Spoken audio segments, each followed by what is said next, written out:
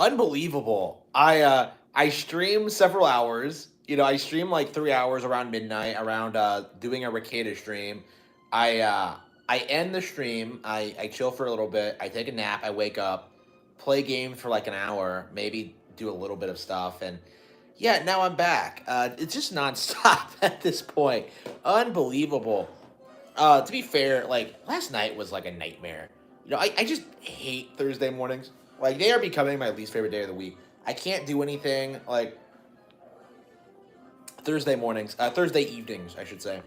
Like I just hate Thursdays in general because like I'm exhausted from work. I have to like stay in all day. I have to recover. Da da da. Like I couldn't even like work out for a good long while. I was just so tired.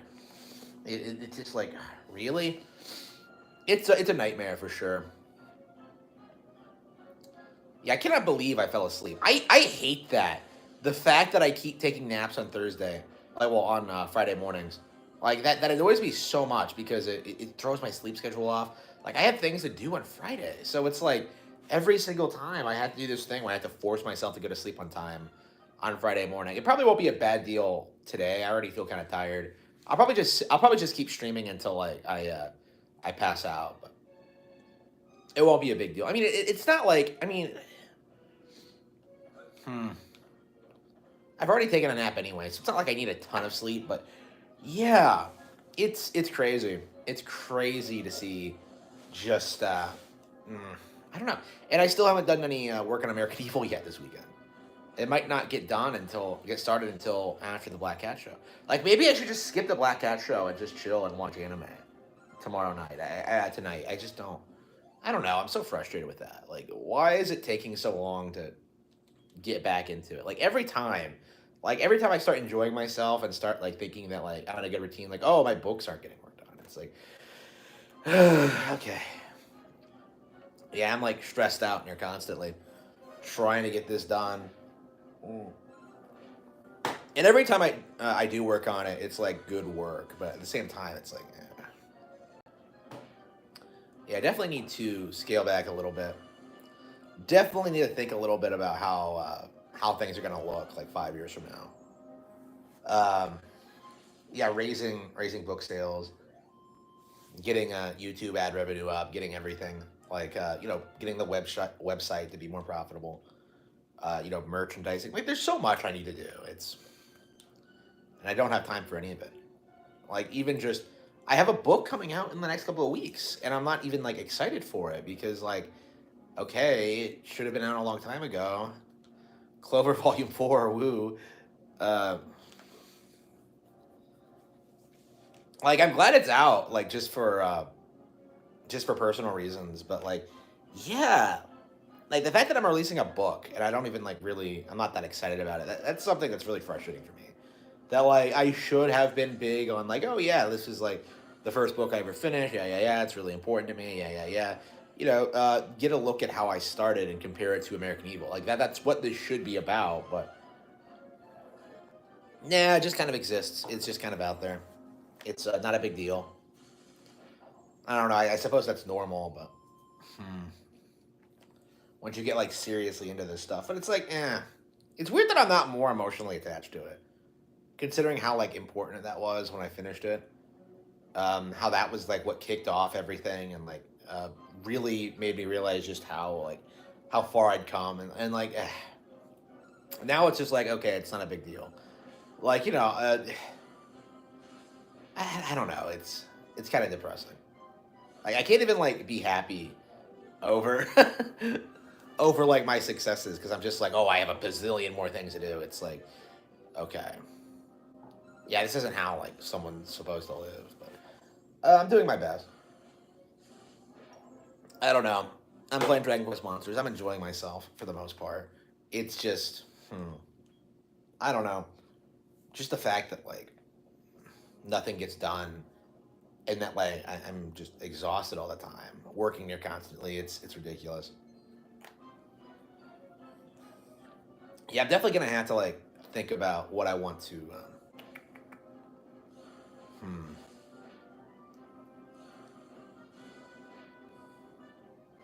Yeah, optimizing my day. Like the big thing that I actually did make a major change this week. Like I got home, I legit did not have time to cook like several times this week. So I got home, buckled down, and ignored the screams of my wallet as I re-signed signed up for a meal delivery plan, like the same one I tried like last year before like the car died. I was having such good results with it. Like the food was good. I was losing a lot of weight. Like I was in pain because I was losing so much weight, but it was a good thing. Like everything was working really well, and then the car died, and then nobody helped me, and then I had to like cut back on everything for a long, long, long time until like things stabilized. And yeah, the food was a big deal. Like I had to put my weight loss off to deal with this car thing, and to me, that's like one of those things, like an example of just how like toxic my lifestyle is.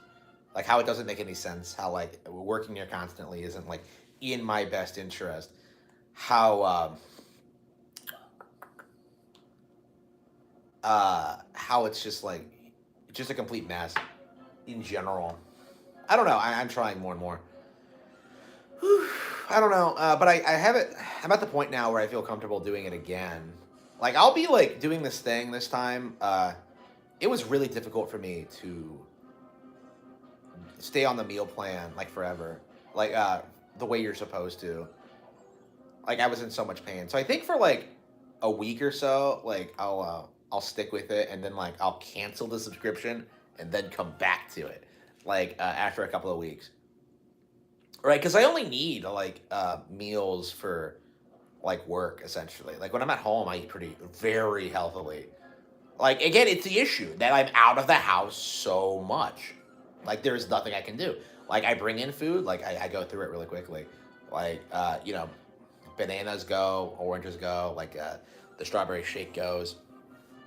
Like and it's all healthy stuff, but like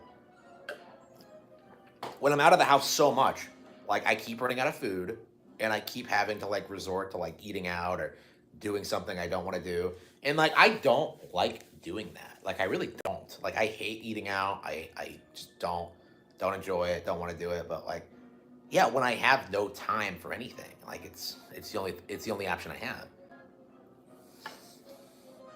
Again, like it's since I've been streaming consistently, yeah, I've been working 13 hours a day consistently, not including the drive to and from work, which is like another hour. So yeah, yeah, working near constantly 13 hours a day, and then the drive, and then of course I had to like prepare to go to work, which isn't a big deal in and of itself. But like, yeah, um, it's been like a nightmare. And then like at the end of the on Thursday morning, I'm just gassed. No time for anything. Can't can't do anything like later that night.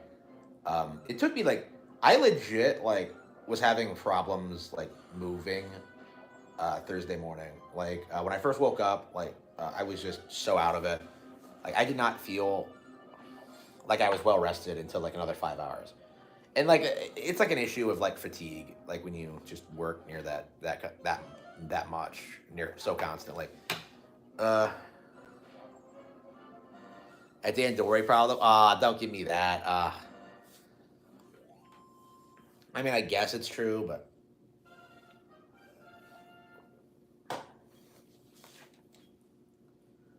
yeah, I suppose it is. I don't know. Like I'm definitely working it out though. Like honestly, like once I get a new car, I should be good. But well, I mean, what am I talking about? That's not gonna fix that problem. Yeah, like specifically, the big problem now. No, no, yeah, getting a new car. Yeah, yeah. Once I get a new car and I become financially stable, I'll be able to set aside money, well, more money, and then that at a point, like I can seriously start thinking about like cutting back on hours because I'm already like making plenty of money on YouTube through the books, like through alternative means. Like I'm investing. I have like all this stuff. Um, I don't think I'm already at the point where I already feel comfortable like not working, It's just the issue of just like, what if something happens? And at this point, like, yeah, I'm just not gonna stop working until I'm 100% like stable.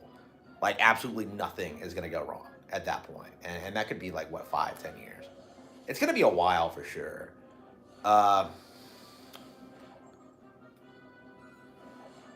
like way too late in my opinion. Like honestly, like the way things turned out, like finishing a book as young as I did, putting myself out there, having like like wanting to do everything I'm doing now, like 10 years ago. Like I legit probably should have been where I'm at now, like 10 years ago. It is like kind of my feeling on that. I've always kind of felt that way. That I was like 10 years behind everyone else. Um, but yeah, I have like everything set up. I have like the income. I have like everything going. It's just like I don't know. Like the issue is that I have to do everything at once. Is the issue. That's always been the issue. Like I was concerned about retirement. Like for a while, a couple of years back, I was concerned about the car. Couldn't do anything about the car. It's like yeah, it's not like I wasn't concerned. Okay. Hmm. Yeah, I probably should stop like coming on here and talking about this stuff. I don't know. It's I don't know.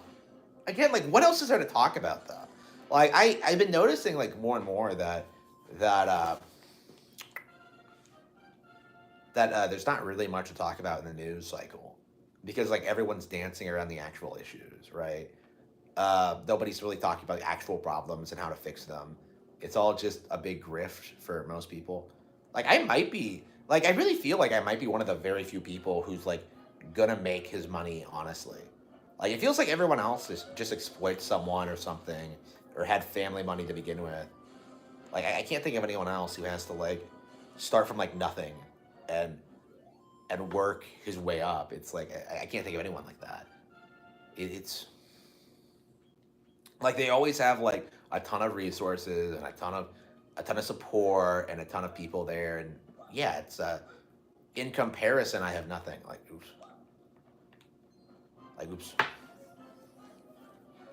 I don't know it's and now we're seeing like people straight up like trying to get the YouTube channel taken down, which isn't going to be a big deal for me honestly, but it's like why even bother like it's like it's like yeah I don't know, it's weird that like people are going to such lengths to like try and say like this guy likes Nintendo, he should not be partnered. Like that's so weird to me that people are so determined about that, and that's always been the case to a certain extent. Um, like that's always happened. Like that's one of the weird things about like the whole like Nintendo hate thing. Like the people coming after me. That is not a new thing. That's been happening my entire life. Like everybody acts that way. It's it's one of like this treatment of me is one of the last like remaining things from my past. And I suppose in a lot of ways, like I don't know, like it'd be really easy to make it stop, like just disavow Nintendo or something. But like that's just not gonna happen. Like why would I? Like why would I do that ever? It's just like I genuinely like the company. I genuinely like what they do. And like just seeing how like legitimately angry people get when you say simple things like Power World is not as good as Pokemon, right? Like when you say stuff like that, and like see how people just seethe about it. When like these people like pretend Baldur's Gate 3 is like the greatest thing ever for like 2 months, and then just completely drop it like at the end of the year. Like when you see this happen over and over and over again, like you just kind of like, well, why are these people so obsessed with Nintendo? It's like, I don't know. I suppose that it's like an ego thing for them. Like they have to pretend they have high status like in this niche hobby. They have to like pretend that they know they have some kind of like credibility in this sphere. Um, it's like unbelievable, but I don't know.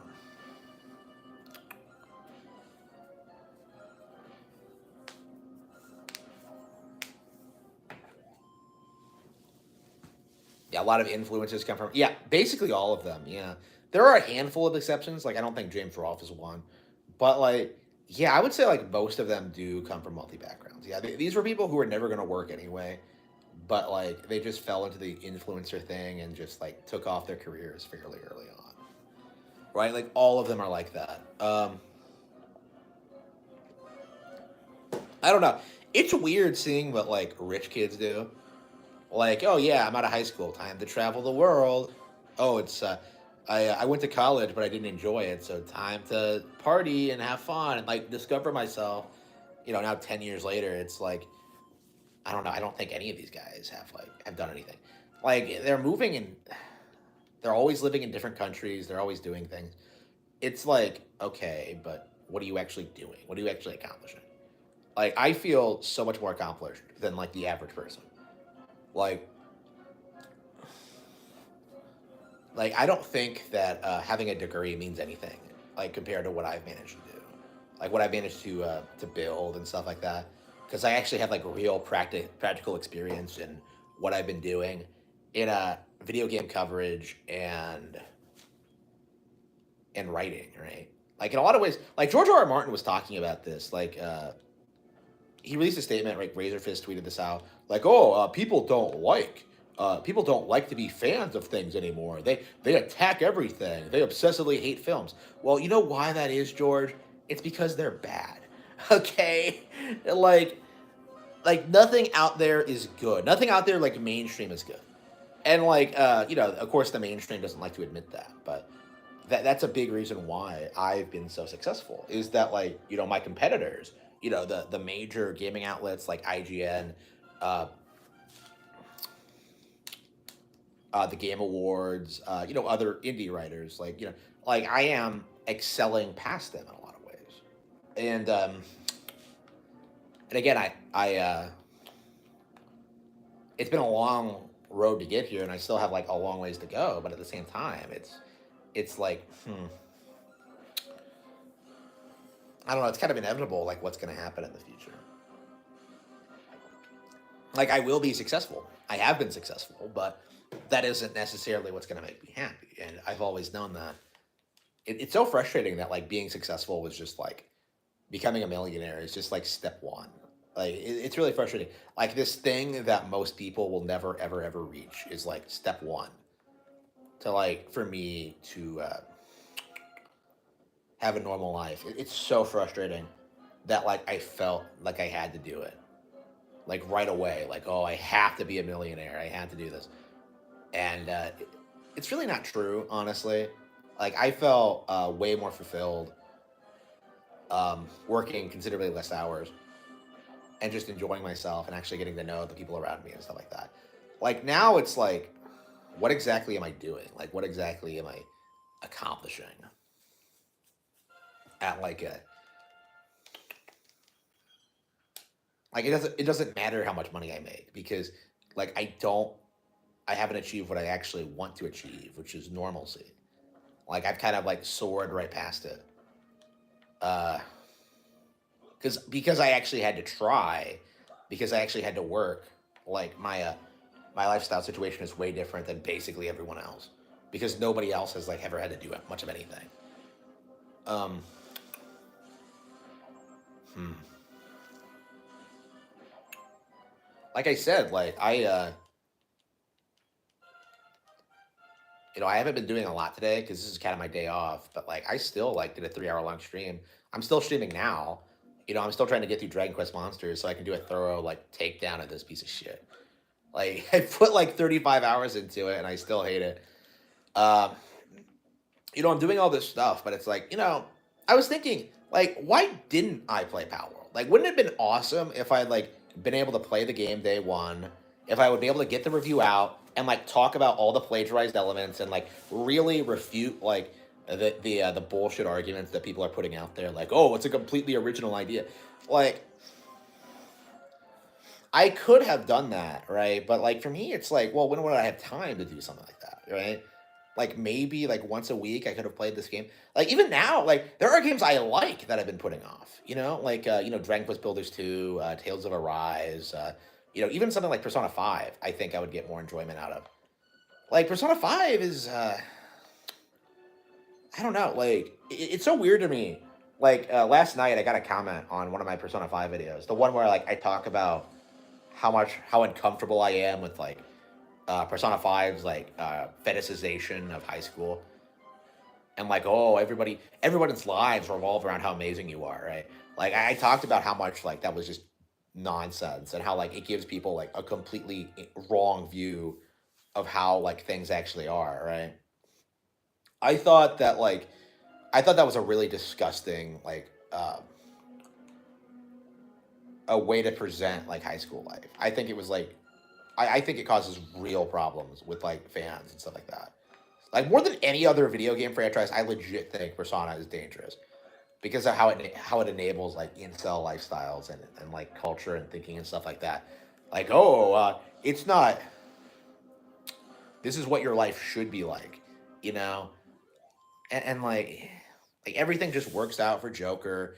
Like he doesn't really have to do anything. He doesn't have to try. Like it just comes naturally to him. Like he's the ultra giga chad, right? Like or like the idea that like incels have of what chat is like, like from that it's like I was like look someone commented on that video and like told me a story about someone he knew about who was like had that mindset, someone who had this like misogynistic view on women and like relationships and like is incapable of understanding that he's a toxic person.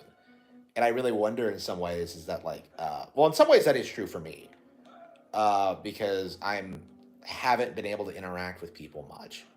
I haven't been able to have that normalcy, and so like in a lot of ways, I ended up falling into like the Rikita Law thing. Listening to people like Drexel and Raging Golden Eagle talk about how like we need to throw women in like cryo chambers and shit like that.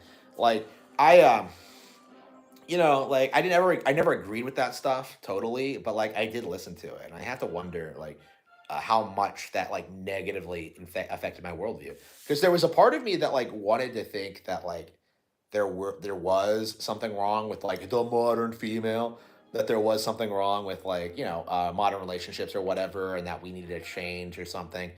But like I don't know, like I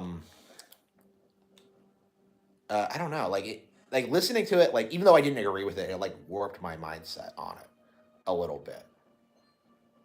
And I don't know, like I just find that kind of disgusting about myself, that I wasn't able to like uh, really really like address my feelings toward it, like really address like the problems I saw in these people. It's like like what do I believe about that? Like what do I believe the problems that people are? Like was I mistreated growing up, or is it just in my head? Like that's a legit serious thing I'm thinking about a lot now. And there is no easy answer in some ways. Because like one of the things like I noticed about Drexel and Ricada, and I think the MGTOW community as a whole, is that they always do this thing where they LARP as if like the man never does anything wrong ever. That like men are right about everything. That there's never a situation in which they're wrong, or that they actually do abuse women. Like it's always like false accusations, and it's always just like abuse of the court system. But like like I find myself more and more like watching Ricada, seeing like the the Kayla thing. Like it becomes more and more obvious to me that it feels like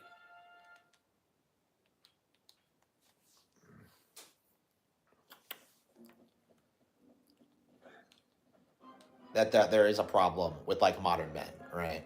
Like they do fetishize, they do take women for granted, right? They do think they are entitled to sex. They do think there is a weird double standard when it comes to female hypergamy versus like male, like the male's desire for one, right? Because like Drexel will talk all this crap about like banging all these broads, but then turn around and like start talking about how it's a terrible thing that like all these women have like so many partners, and it's just like, well, what is it like? You can't have this much sex and then complain about like, oh, all the women are like used up. Like, come on, bro, like you're the problem, right? Like, I don't know, like there's no self awareness with like anybody. It feels like with like nobody. Like I've never really known anybody in my personal life to take accountability for anything, like other than myself. Um, because like growing up, I would always like blame myself for like personal problems and stuff like that, and like work to fix them. Uh, and like nobody would help me with that. Nobody would give me advice. Nobody would be there for me. Nobody would be supportive. Like it was always just me by myself resolving these issues. And yeah, eventually, like when you start like when things start getting better and you realize just how like nobody was there for you, um, yeah, you start to realize what the problem actually was. Right? It was never you because if it was your fault, like then the problems would never have gone away, right? But like, yeah, it was because people were neglecting you. It was because people took you for granted, right? It was because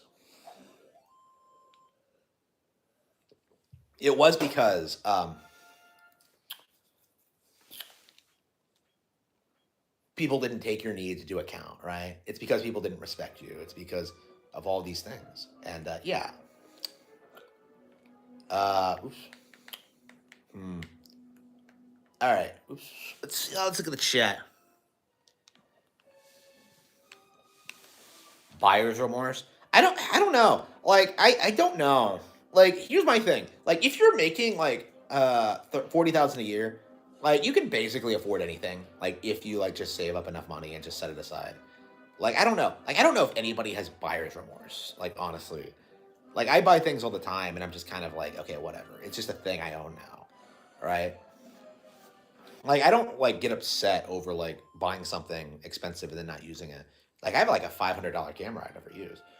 But like, yeah, it's like I don't know. Like for me, it to me it just seems like uh, hating Nintendo is like an important part of gaming culture, like to these people, because that's what they've been told they should do from like gaming magazines from a young age, and it hasn't fallen apart yet, and I just wonder like at what point it will, because it's not sustainable for sure. Like already, you're kind of seeing like these people just like prop up everything that isn't on Nintendo hardware, even though it's like nowhere near as popular. Like just look at Pal World, right? Like oh, it sold 20 million copies. It's bigger than Pokemon. No, it's not. No, it didn't. like people don't even like acknowledge the whole like players versus sales thing or like the Game Pass thing or the fact that the sales are probably fake to begin with. Like it's not something that most people are talking about, right? But it is true. Like there was definitely something really sketchy going on with Pocket Pair. And I think like in the next year or so we're gonna like uncover it. Like it'll slowly start being apparent that this was like a shill campaign. Um I don't know. Like it's weird. Like you could talk about Baldur's Gate 3 like negatively for the first couple of months and now like every time you do it like you'll have like hordes and hordes of people agreeing with you that like yeah, Baldur's Gate 3 was fake. Like, yeah, well, nothing about it made any sense. Yeah, a lot of normies jumped on the bandwagon, but they played it for like 5 or 8 hours and then dropped it. Like, does that sound like a success to you? That like, oh, you marketed your game to retards. Like, so again, like that's the issue is that people keep buying these games, putting 5 or 6 hours into them, and then like, oh, okay, it's just not for me or whatever. But they still bought it, and they're not playing the games that they would enjoy. You know, the Zeldas, the Mario's, the Pokemon's, the Fire Emblems. Right? There were so many better games. Like like as much issue as I have with Dragon Quest Monsters, like this game I consider like a 6 out of 10, 7 out of 10. Like as big of issues I have with this game, like I don't think there's any denying that it is better than Baldur's Gate 3 because I am playing it. Like at the very least, like whatever problems the game has, like I'm still playing it. Like right now, I've been hooked on this stuff. I've been trying to get through it. I've been anxious to get through it. And I think like I love this game so much. I think I might give Shin Megami Tensei 5 and Persona 5 another shot, which might be interesting, but we'll see. Uh, my one take, yeah, yeah. I think it would have actually because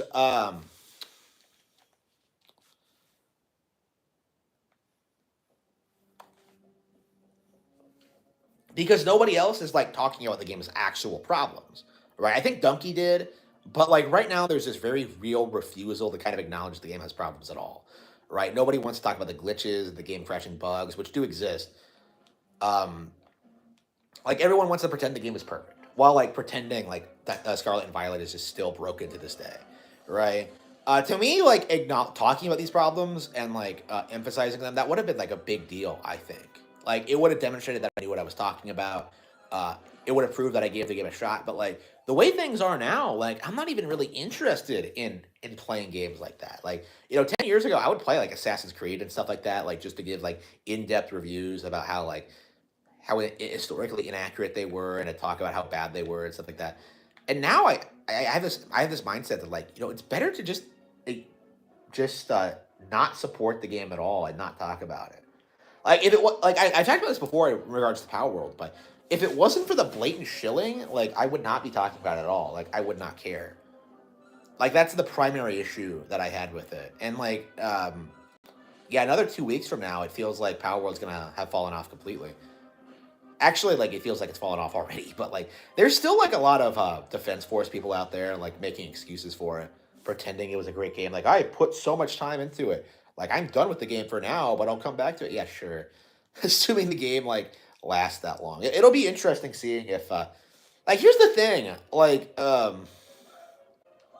it's possible that like Game Freak might not take legal action against them like for years. So at that point, the game hasn't even been officially released yet. Like people always like to gaslight you into thinking that like, oh, if the Pokemon Company had a case, they would have come after them by now. Well, like the game wasn't shown off all that much, right? Like we didn't know that designs were ripped off from Pokemon. Like it was obvious to me from the first trailer, but like like there's no uh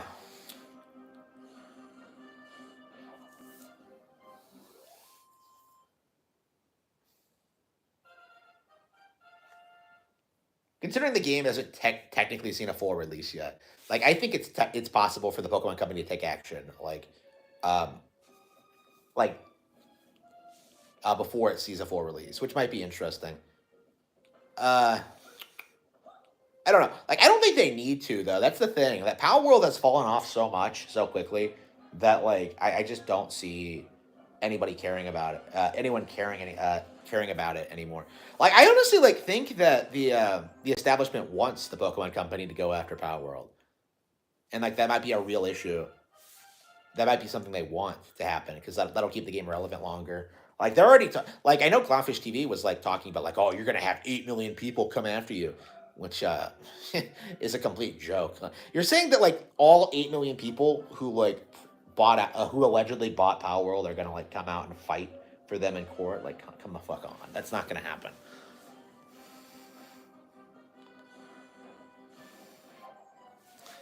Yeah, the gaming crash. Yeah, like here's the thing about the gaming crash is that Nintendo is 100% gonna survive, and like everyone else is gonna get fucked.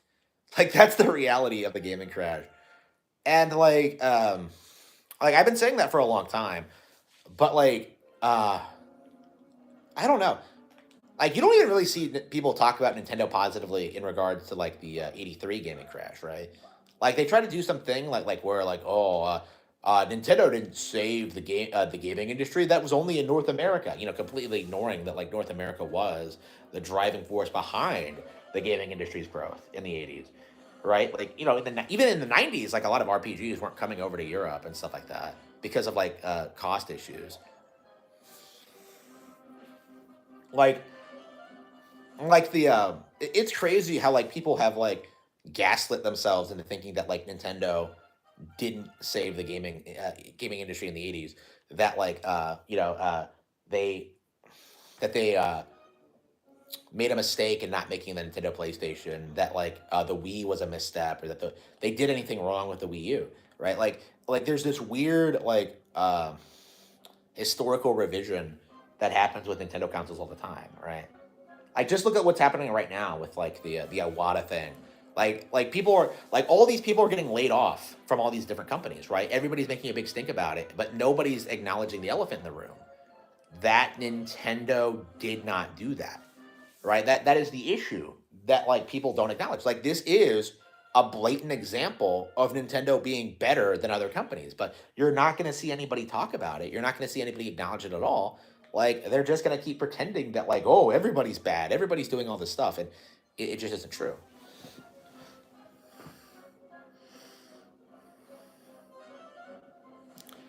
Yeah, I think so. Yeah, yeah, I think that's a big reason why. Yeah, I agree with you. Yeah, yeah, it's been forever since they put out like another Nintendo is anti-consumer narrative because it's so obviously not true. Like you're talking about like the company that's consistently had the lowest prices for hardware and software, right? You're talking about like the company that's maintained the highest level of quality, right? Like Super Mario Bros. Wonder didn't even launch with a patch. Like how insane is that? That like Super Mario Bros. Wonder didn't even launch with a day one patch. Like that's unheard of today. Like Review Tech USA legit believed that like no game in 2023 like released without one, but Mario Wonder did. That's something a lot of people don't understand is that like people will legit like people who don't play video games are legit gonna buy Mario Wonder. They're legit gonna put it in their Switch. They're gonna play it right away, and then they're gonna compare it to other games and just be like, "Why do I have to download a patch? I didn't have to do this with Mario Wonder, right?" Like, right? Like I think that might be something Nintendo's trying to do, is like move away from like the day one patch thing because it's indicative of broken products. It's indicative of a broken release schedule. And right for like major releases like Mario Wonder, it might be a good idea to like not have one, right? Like not everybody is going to be connected to the internet all the time. So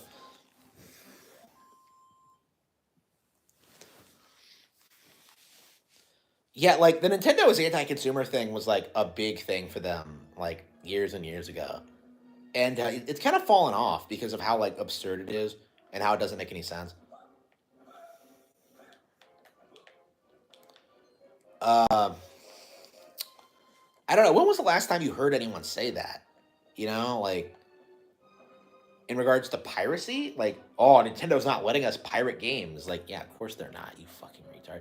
Like, it made no sense. Like the emulation thing, the modding thing, like, uh, yeah, I don't know. Like, this is kind of what I'm talking about. Is that like these people still exist? Like, Raging Golden Eagle is still spurging out about them all the time. You know, plenty of people like raged about like the Pokemon Company. Like, that's the main thing driving Power World is like the hatred of the Pokemon Company. It's why you can't like you don't see people talk about like anything else in regards to Power World. Um, like the reality is that like people are just obsessed with hating Nintendo. That's the long and short of it. And like the industry just doesn't want to acknowledge it, right? Like I just don't see anybody else like besides me like talking about this. Like everybody else wants to believe that Nintendo is like screwing them over, but it's just not true. It never has been.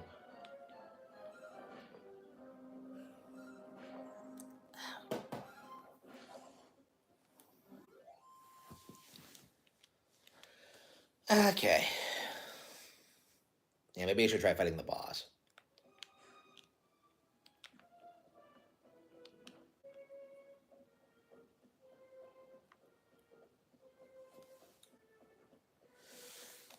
Yeah, Mario vs. DK. Yeah, I haven't played Mario vs. DK yet. I might. I don't know. I have the game coming out like I don't know. I think I'm gonna focus on another code. Like I want to play Mario vs. DK like the demo, but like I might as well just wait for the final release. Like I think what I'm gonna do on the Black Cat show for the next couple of weeks, we're gonna get through another code R. Uh, we're gonna play through Ashley's adventure wearing like the flannel jacket. Like we're gonna resolve our daddy issues. Hopefully he doesn't abandon her again. Like imagine if like they make a third game like in 2030 or something. Like Ashley's in her 30s. Like it's the game starts, you boot it up, and immediately she's just like, "My dad abandoned me again," and I just like, I'd be so upset at that point. Like, come on, like enough with this. Like, I don't know. I'm curious if like the second game is better than the first because I liked the first for what it was. It wasn't bad, but like, yeah, I just didn't. I wasn't over the moon about it for sure.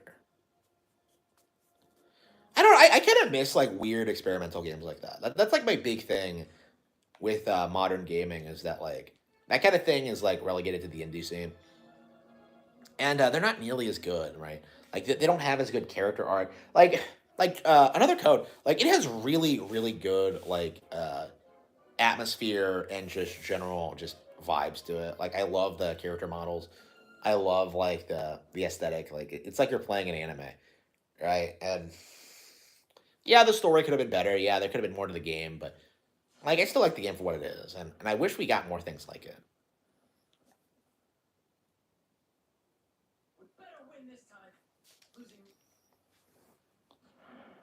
Should we look at 4chan and see what?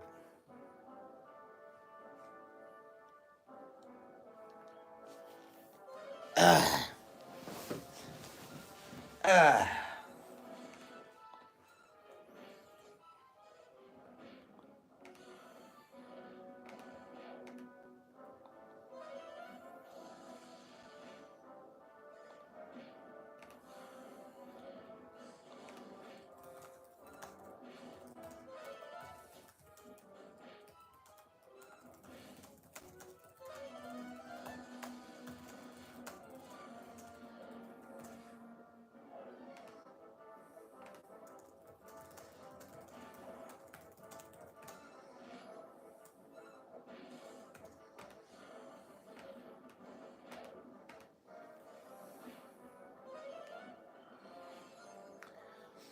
it's written as players instead of sales for a reason.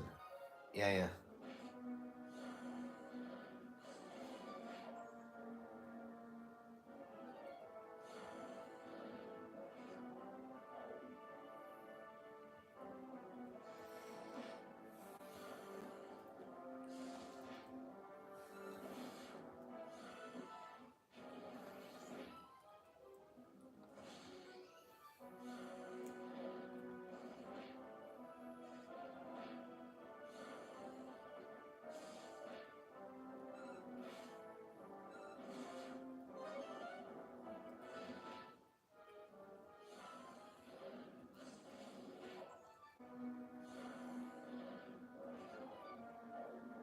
Mm.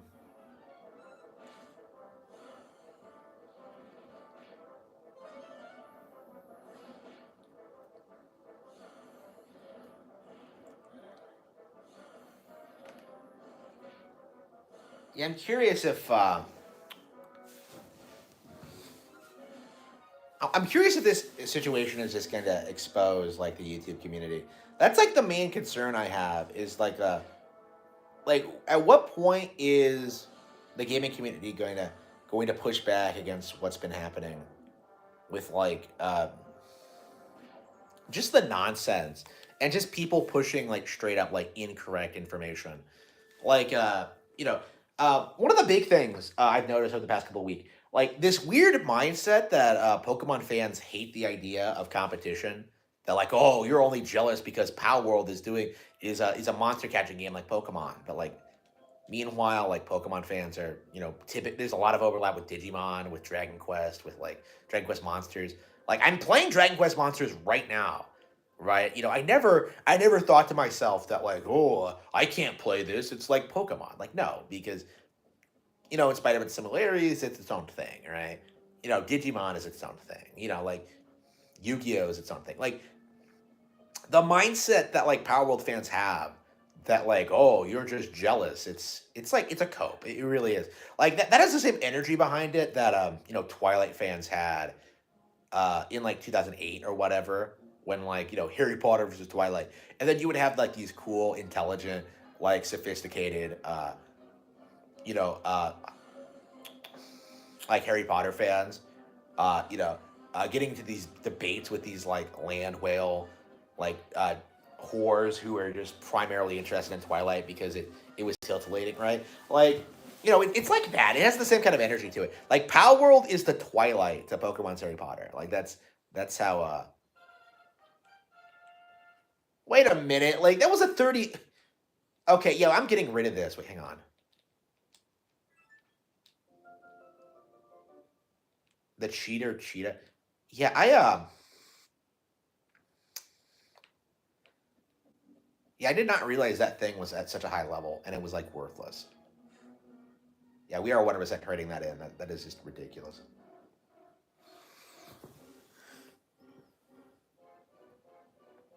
A PSP2, like, no, I don't think so.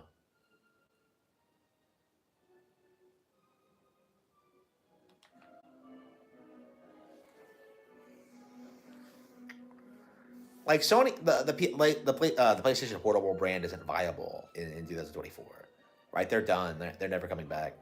Like it's crazy how you don't see people talk about that. Like after all that hype, like regarding like the PSP and the Vita, like oh, it's the greatest handheld ever. It's gonna kill the DS. Like they straight up stopped producing it, and you don't see anybody care at all, right? They straight up ripped off the Wii U, and you don't see people like say that at all. Like it's really weird. Like when you compare like how Sony is treated compared to Nintendo, it's weird. I oops. Yeah, like I need to block Justin DMs because if you look at his YouTube page, the community tab, like every day, like actually several times a day, he'll like tag me in a post with like some long ranting like thing about how I'm a terrible person and how my YouTube channel should be deleted and stuff like that. Like I've been trying to block him forever. Like I don't want to hear about this person ever, right? He's such a fucking retard. Like what an autistic spirit. Like I don't want to hear from him ever, right? I don't want to hear what he's doing. Like, oh, I'm gonna make a 6 hour long documentary on Harmon Smith with Pow World footage. Like, who the hell cares? Like, really? It's insane. And like he has the audacity to claim that like I'm obsessed with him because he keeps when like in reality like the only reason I'm talking about him at all is because like he keeps tagging me in all of his community posts. Like every single one. Like you've seen this. Like it's like rows and rows of just like long rants about like how Harmon Smith is the worst thing ever. It's like wow, it's crazy. But yeah, I've been trying to get in touch with YouTube about that. But like, yeah, they haven't done anything. Like, I don't know. Like, there has to be a way to prevent it, but I haven't really, I haven't been able to find it. Like, they told me to hide his account, but like, bro, he's been like hidden from me forever. Like, he's not allowed like to comment on live streams. He's not like, he's not, he can't comment on videos. But like, he can't do these community tags for some reason, and it's just really annoying. I mean, I think it might be an oversight on YouTube's part because they don't. Uh, I don't know. It's like Spurg on Spurg combat. So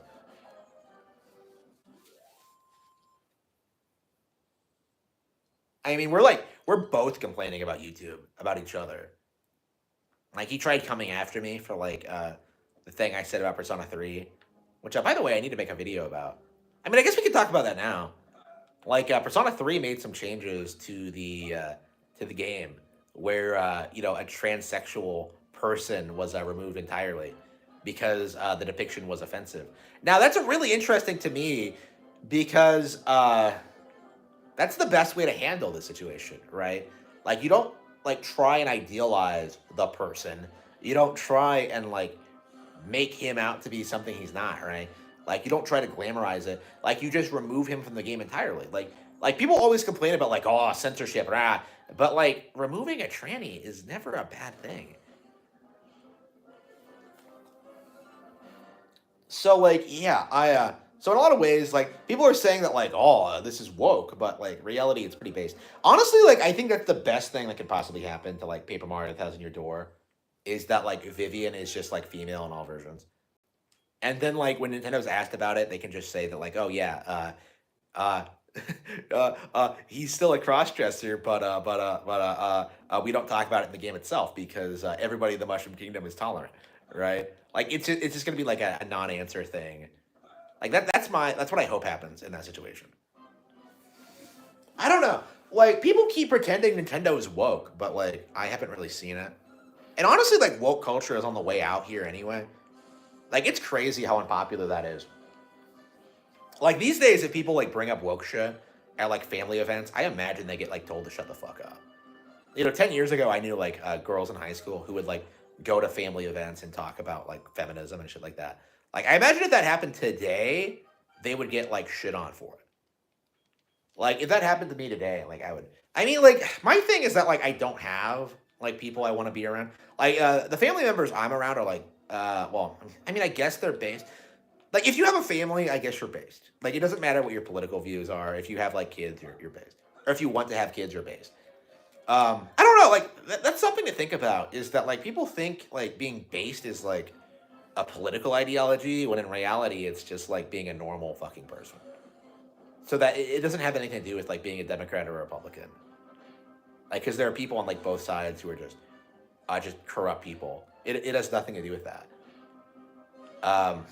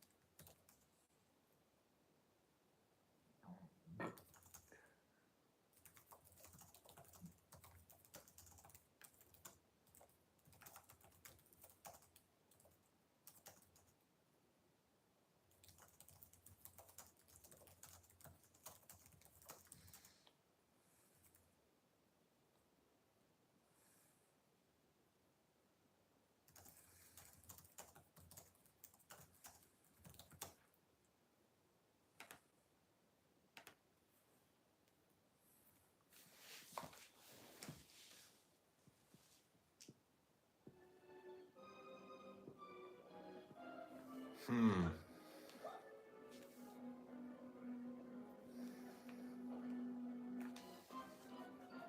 Ba ba ba ba ba ba ba ba ba.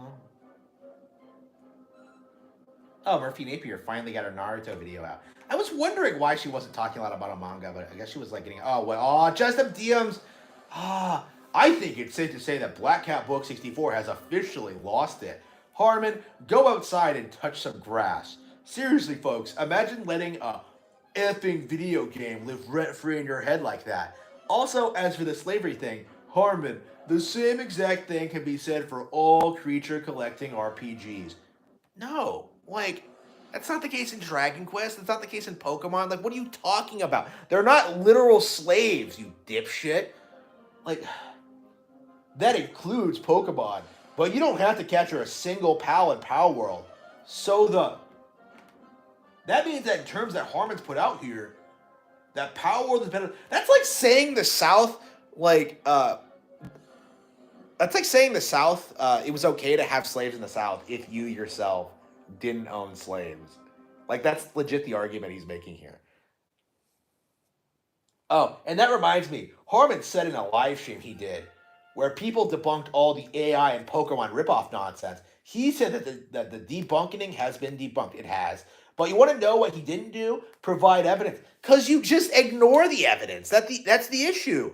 Is that people get their heads set, like refuse to like really acknowledge that the obvious that like Power World is a blatant ripoff in order to like try and like attack Pokemon, the Pokemon Company and Game Freak, right? Like that's it. Like there's plenty of evidence out there. You're just not acknowledging it.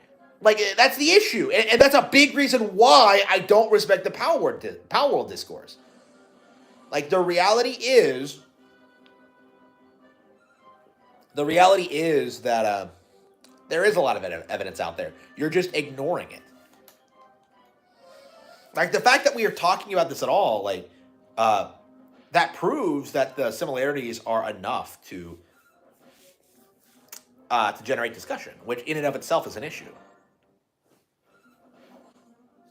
Like I think Marvel had to go after like some like they have to like settle this kind of thing all the time. Right? At the very least, like the Pokemon Company needs to like talk to Power World and like figure out like what is and wasn't isn't acceptable to do in that sense. Here we go.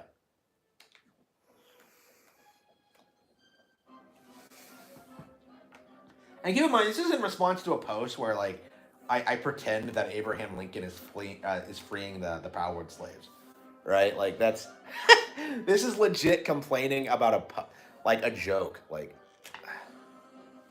it's absurd. Okay. Yeah,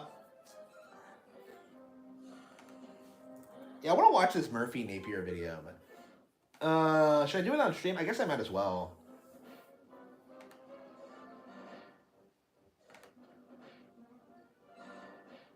I don't know if I should though.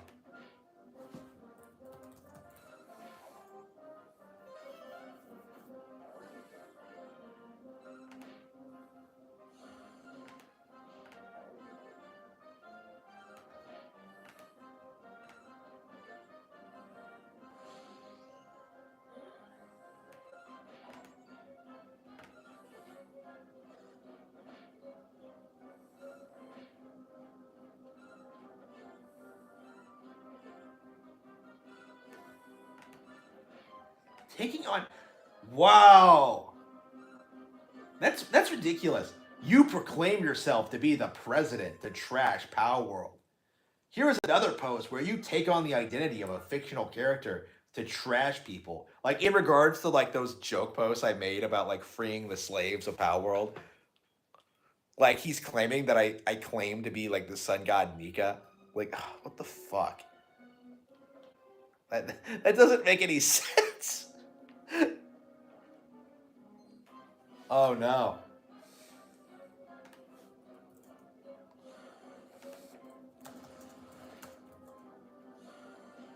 Uh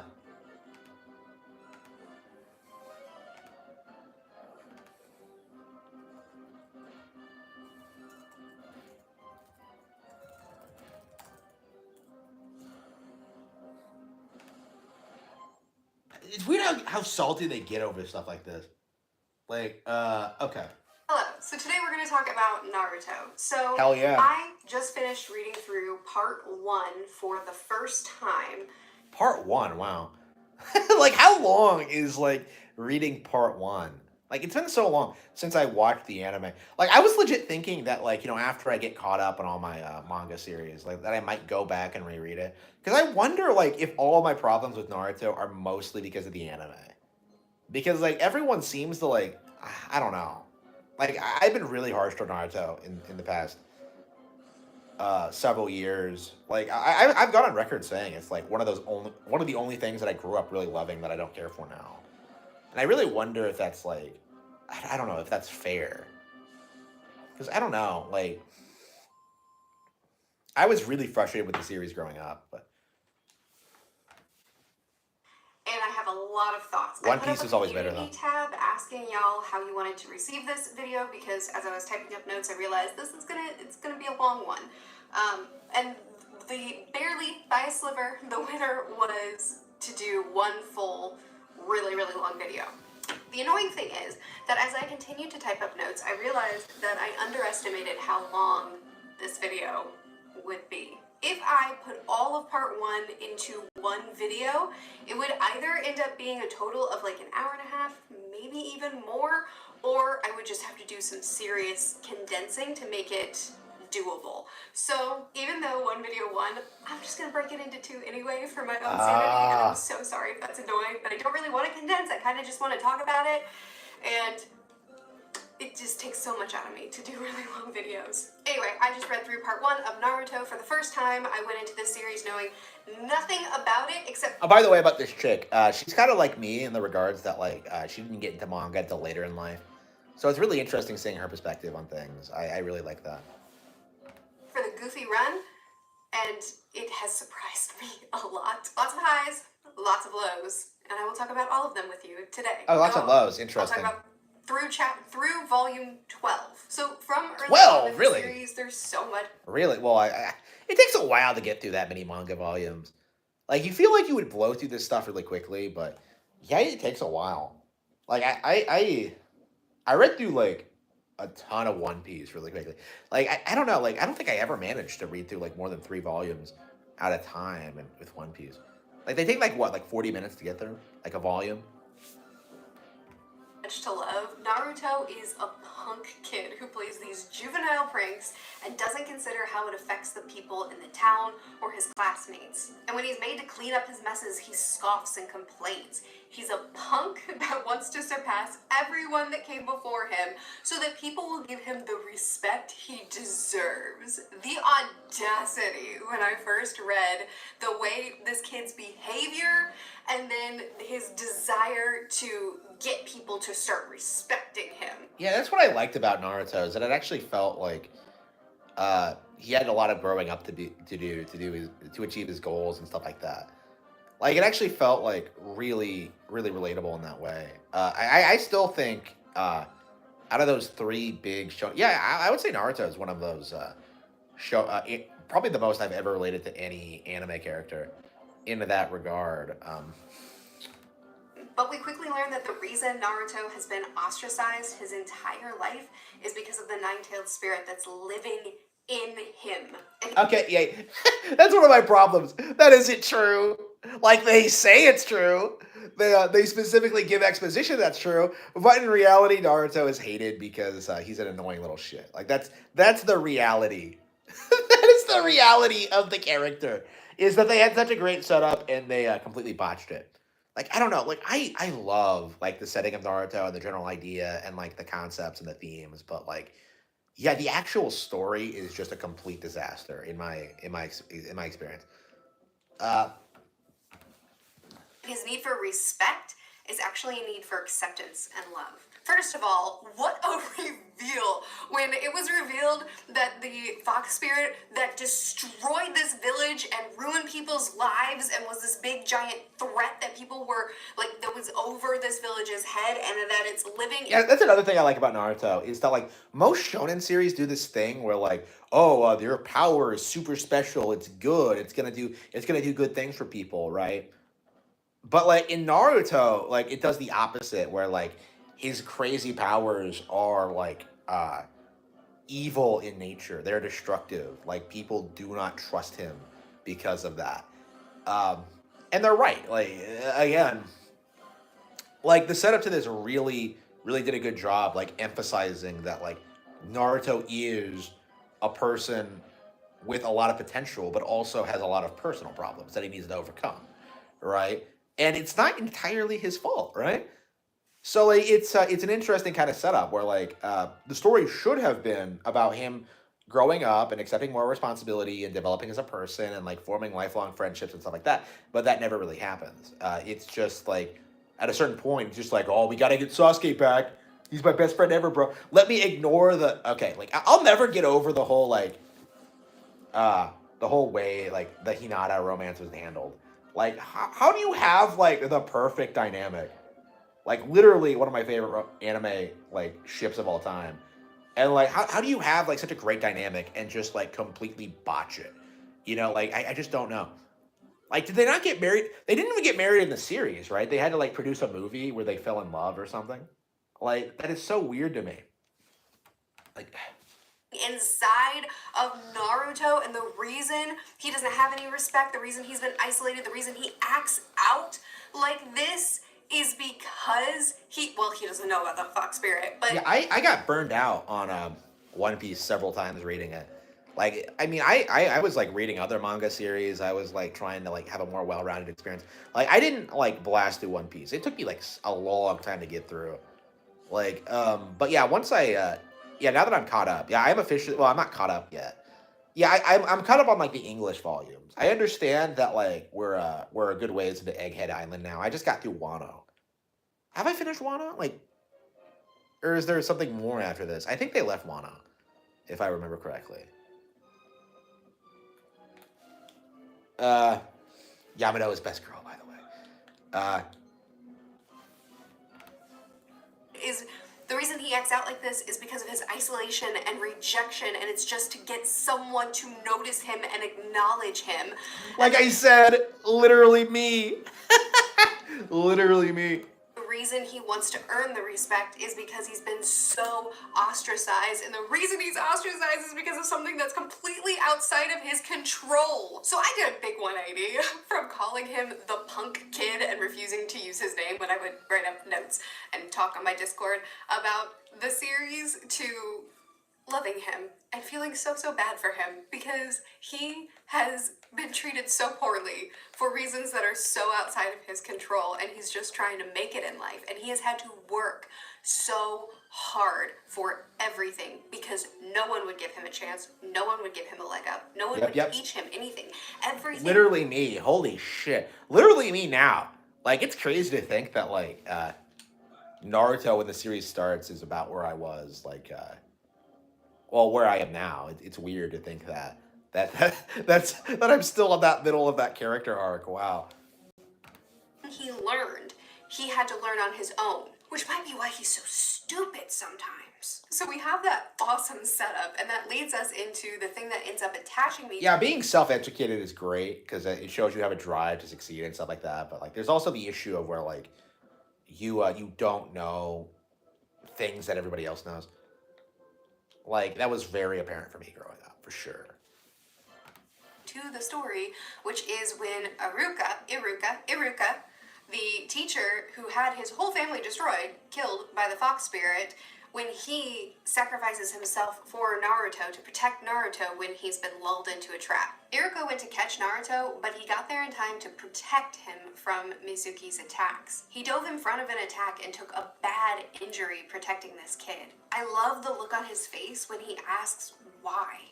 It was incomprehensible to this kid that anyone would sacrifice anything for this kid, that anyone would put any value on his life, because he's been taught his entire life that by other people's standards, he is valueless. So when Yeah, happened to me too. Like, I talked about that in the stream actually. Like, wow, I had a similar experience. Wow, that was a long time ago, but yeah. Ooh, a dark saber cat. Yeah, that is more than anything. I think it's really important to have people that care about you, and to me, I very rarely have experienced that. Oops, let's see. Let's see. Hang on. I'm fusing monsters. What should I?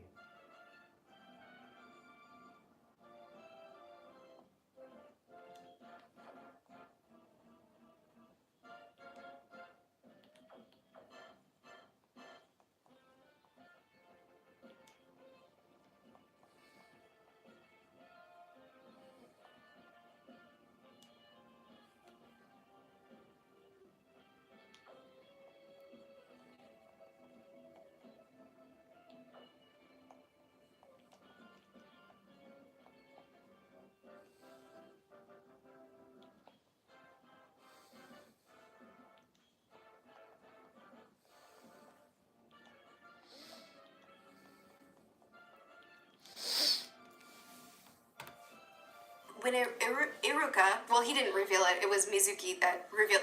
When it's revealed to Naruto that the fox spirit is living inside of him and that he is the reason, like, that this thing living inside of him is the reason he's been rejected, and not only that, but this thing living inside him has harmed Iruka, well, killed Iruka's entire family, and so Iruka has reason to hate Naruto. So he gets this huge bombshell dropped on him about the reason he's been ostracized his entire life, the reason he's been hated his entire life, and then that's immediately followed up by one of the people who should hate him the most putting himself in danger for Naruto, showing him the truest, most sincere form of love. This is all in Volume 1, and these scenes set up some of the core themes in the series so far that I've read, or at least that I could identify.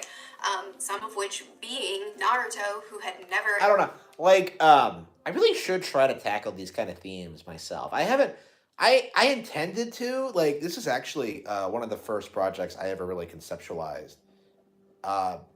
Yeah, but like, as I've gotten older, I've kind of fallen out of it. I really should go back to that.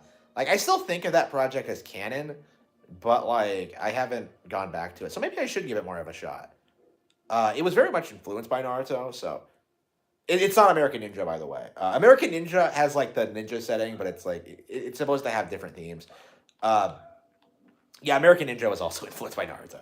Yeah, like it's weird. Like I say I don't like Naruto, but I was very heavily influenced by it. Like it's a major reason why I developed my the books the way I did, and like the things I focused on. It was highly influential for me. It's probably like one of the reasons I love anime so much. Like even like this mediocre show that I have like a lot of problems with has been very influential for me. I care about it more than I think things that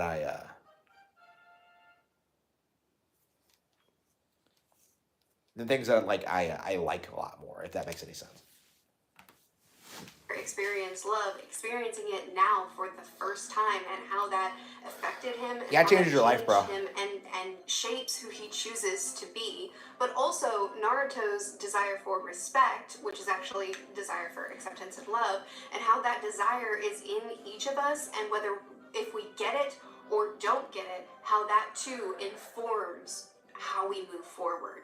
Follow all this up with the scene where it looks like Naruto is running, and it turns out that it's Iruka, and Iruka is trying to warn him, but then Naruto attacks him because it turns out that it was Mizumi as Iruka and Iruka as Naruto. Did you follow that? It was Yeah. brilliant. Then Naruto is able to return the faith. Yeah, I miss like the early Naruto and how they actually threw in like crazy ninja powers. Like you have people like disguising themselves as other people, and then like people would see through it somehow.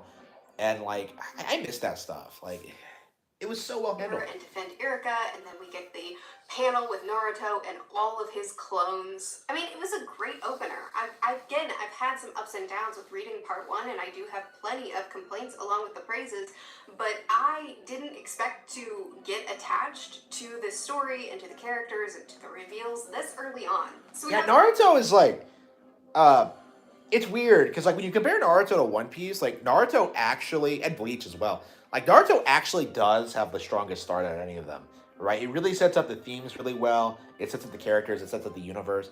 Like One Piece takes forever to get started, right? Like I would argue, like I think most people would argue it doesn't get started until the Grand Line. I would say like it's a for me personally, I think it's like Sanji's backstory, like Baratie, when it like legit becomes great.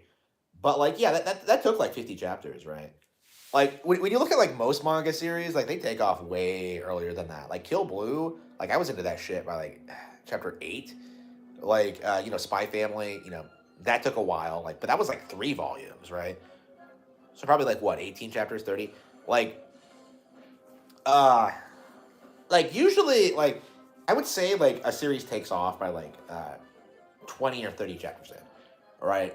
Like where you iron out like all the issues you're having and start producing good stuff. Like Naruto kicked off like peaked really early, and like it had some like highlights going forward, but for the most part, like it just never really got better than when it started. Like it feels like the characters don't really develop, they don't evolve, they don't really mature all that much. It's really frustrating. The trio, we have Naruto, Sakura, and Sasuke, and how they are a bunch of middle schoolers with crushes.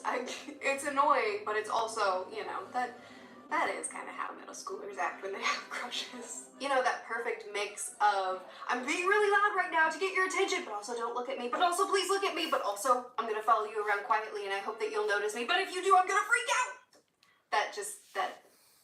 They're annoying, but they should be, I guess. But they're forced to work together, and them being forced to work together exposes their flaws, as well as forces them to work together and to strengthen themselves. So other than One Piece, the last big shonen series that I read through was Dragon Ball, and I got so spoiled by the paneling of the fight scenes through Dragon Ball. So it took me a little bit to get used to the fight panels for Naruto, but I did enjoy them at the start. I think that they had some great visuals. It did a good job of not info dumping on how the magic system works and the different fighting abilities that the different characters had. It did a good job of just kind of showing us in action, revealing in the moment what people were capable of doing. I didn't always feel that way throughout my reading of part one, but in the beginning, I did. So very early on, we got to an incredibly emotional scene, and that's the fight with Zabuza and Haku. We get to see through their flashbacks and through learning more about them how harsh this world is, not just to Naruto and to Sasuke, who I skipped over. Yeah, Wave Arc is still the best arc in Naruto. Early on that he's on a quest for revenge because all of his people have been killed. But it's not just harsh for him. This world is harsh for a lot of people. It affects a lot of people. And once again, we see how... And Naruto feels a lot more like real than One Piece or Bleach does. Like, they actually, like, characters actually have like tragic backstories. They actually have like really interesting motivations. They actually have like, you know, plots that should tie into the themes. Now, I'm not saying they always do, but yeah, like it's again, it's part of the reason why I think it was so popular early on. How important that bond is. Someone who believes in you, someone who fights for you, someone who actually gives you a chance in life, and how that shapes a person. It molds them. It affects who they choose to be and the path they choose to walk from there forward. It's introduced to us verbally through Haku telling Naruto, those who fight for others are the strongest. Yep, explaining for sure. Yep. how being on your own, fighting for yourself, will not bring forth your greatest potential. We saw... I think Nick Rekieta needs to start reading Naruto. I think he needs to start having some introspective. I think he needs to like start watching anime, period, because like so much of these themes and ideas go against like everything he stands for. Fuck Nick Rekieta. All that already with Naruto, Sasuke, and Sakura having to work together, and how that strengthened them and pushed them to be better. Sasuke, who wanted to be alone because he was so skilled, but he ended up working with them and they all got better because of it, as well as the emotional side of how having a companion informs who you choose to be. So we got that verbally, which just reinforces what we've been exploring already, but then it's shown to us through their relationship and through this fight and through what they do for each other. Haku wanted to avoid killing. He wanted to avoid the hardened life of the shinobi, but he was willing to do anything for the one person who gave him a chance, Zabuza. He would do anything for the person who was the most important to him. And then in the same fight, Sasuke sacrifices himself for Naruto. And here we cement how important they've become to each other. Kakashi said that they hadn't experienced enough loss to be hardened enough to kill. And Naruto didn't want to kill, but he was willing to as a mercy because Haku felt his life was worthless to Zabuza now that he had lost. Zabuza had called him a tool up to this point, and since he couldn't win this battle, was he really a tool worth keeping anymore? And what a twist when he paused what they were doing so that he could take the hit for Zabuza, dying to protect him one last time. I had also been waiting for them to change their goals ever since they realized what it actually took to become a shinobi, and realized that that didn't actually align with their visions of being a shinobi or their hearts. And so I was waiting for them to kind of change that, and I love that that change, that heart change, that path change was connected to these two that they had met, their bond and what they fought for, and the stances that they took. I loved this scene so much. I thought it was written so beautifully. So to interrupt this gush fest with some complaining, I then watched the scene in the anime because I decided I wanted to watch the anime alongside reading the manga, and I watched the first, I think, 6 episodes of the anime before I just quit. I didn't mean to, I just stopped wanting to watch it, because even though I had a guide for which filler episodes to skip, even the canon episodes were so padded, they were so slow, that I just lost interest. And so I was like, no problem, I'll just look up the scenes that I want to watch in the anime, I'll look up what episodes they are, and I'll just watch those episodes. So I did that. But this fight, which was so good in the manga, it took up like a full volume. She's become a full-on weeb. Holy shit. Like, I really wonder, like, that scene in the anime was, like, the thing that really solidified me as, like, a fan of the series. Like, it's one of the coolest things I've ever seen in my life.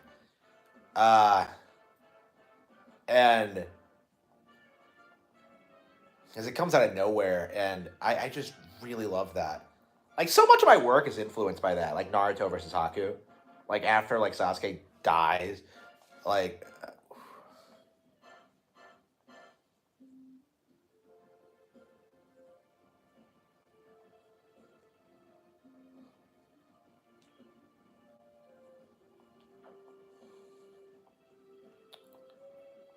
Uh-huh.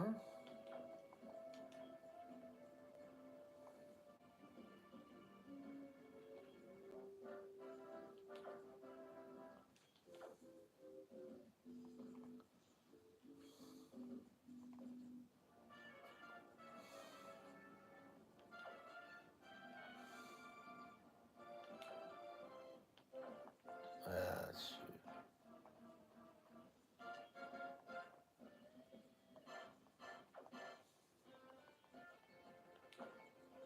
I cannot decide what I think I'm just got the grind. I cannot get like.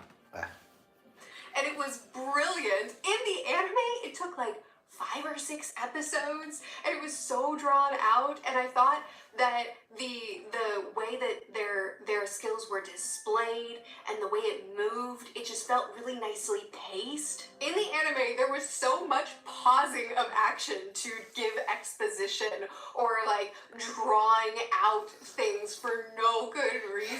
So Oh man, I know that pain, bro. I didn't feel that way early on, but like I never read the manga, which is interesting that she says this because I definitely felt that way during like the invasion arc. That's like the first time I ever really started like feeling like the show is dragging. But like yeah, it'll be interesting like going back to the manga and seeing how it plays out. I'm a very new anime watcher, but I struggled with the anime. It was such a slog to get through even scenes that I was really excited to watch in action.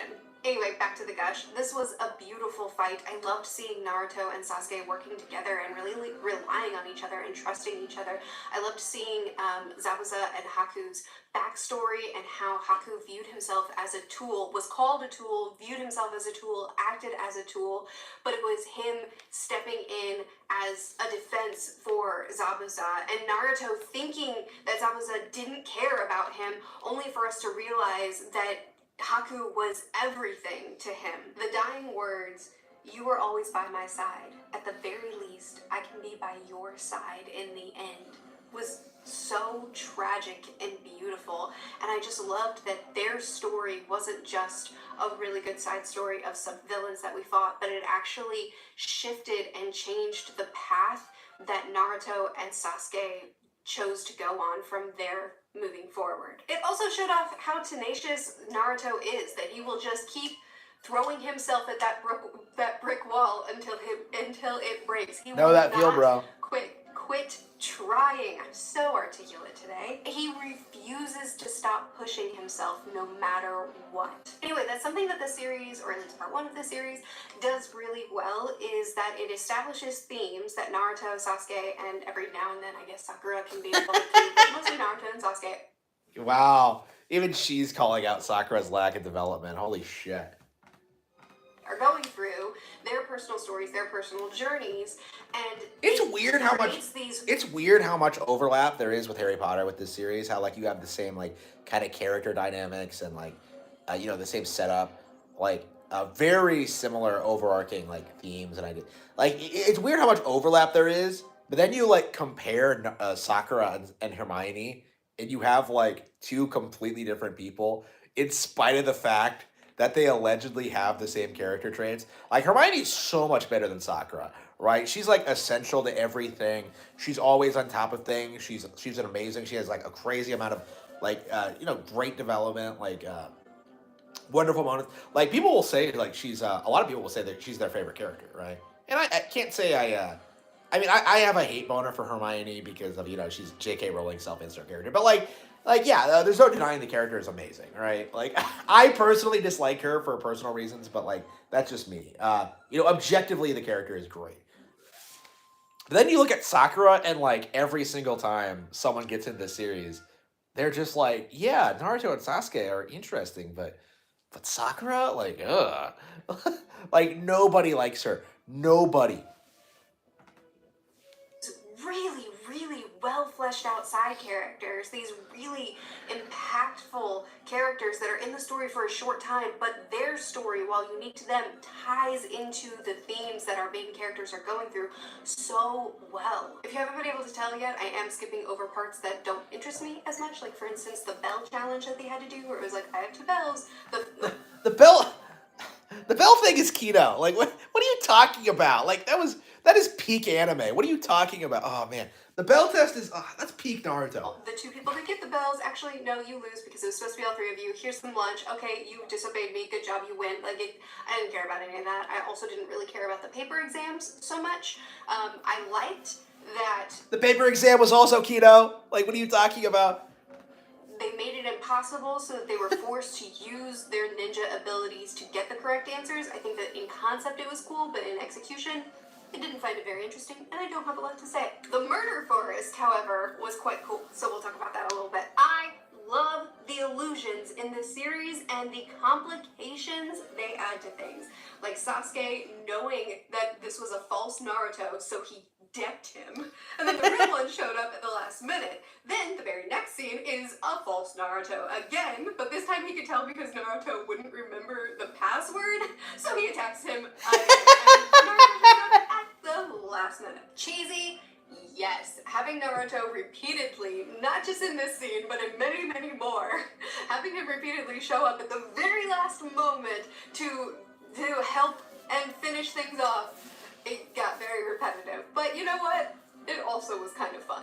Not to mention that these illusions are bonkers. They add a lot of complications, like they did at the beginning in that one scene that I failed to explain to you with Iruka and Naruto and Mizuki, and now in this scene. But also, they can, like, be so twisted. Like the scene where Sasuke, it was an illusion that he was dying. That was so freaky. I also really loved the scene where Sasuke was like paralyzed with fear and Naruto then hit him. Not because he could really tell if this is the Sasuke I know or not. He couldn't see through the illusion because he's a dope. But he did it because he was like, the Sasuke I know and I've bonded with, the one that I've come to respect, wouldn't act like this. So whether you're the real one or not, you deserve to be punched in the face. I love that because it happened right on the heels of Sasuke reasoning out if this was the real Naruto or not. And I love that kind of juxtaposition of the way the two see the world and respond to the world. Also in the Murder Forest, we got to know Orochimaru. Yeah, the Naruto Sasuke dynamic is peak. It's so good. It's such a big part, I think, of why people just really love the series and get attached to it. Who is just terrifying. Oh my goodness. And Rock Lee, who I didn't expect to love, but when he saved the squirrel, all bets were off. Okay, that's been enough gushing, right? Let's complain some more. Let's talk about Sakura. So we're now coming out of the Murder Forest and into the very long tournament where we need to whittle down the number of contestants that we have because everybody's so good. They have too many, so they start just facing off one-on-one. So Sakura, Ino, is that her rival's name? That's so dumb, by the way. That like, yeah, we're gonna make a test. We're gonna have like dozens of candidates, but like only a handful of people are gonna pass. Like, they legit thought that like only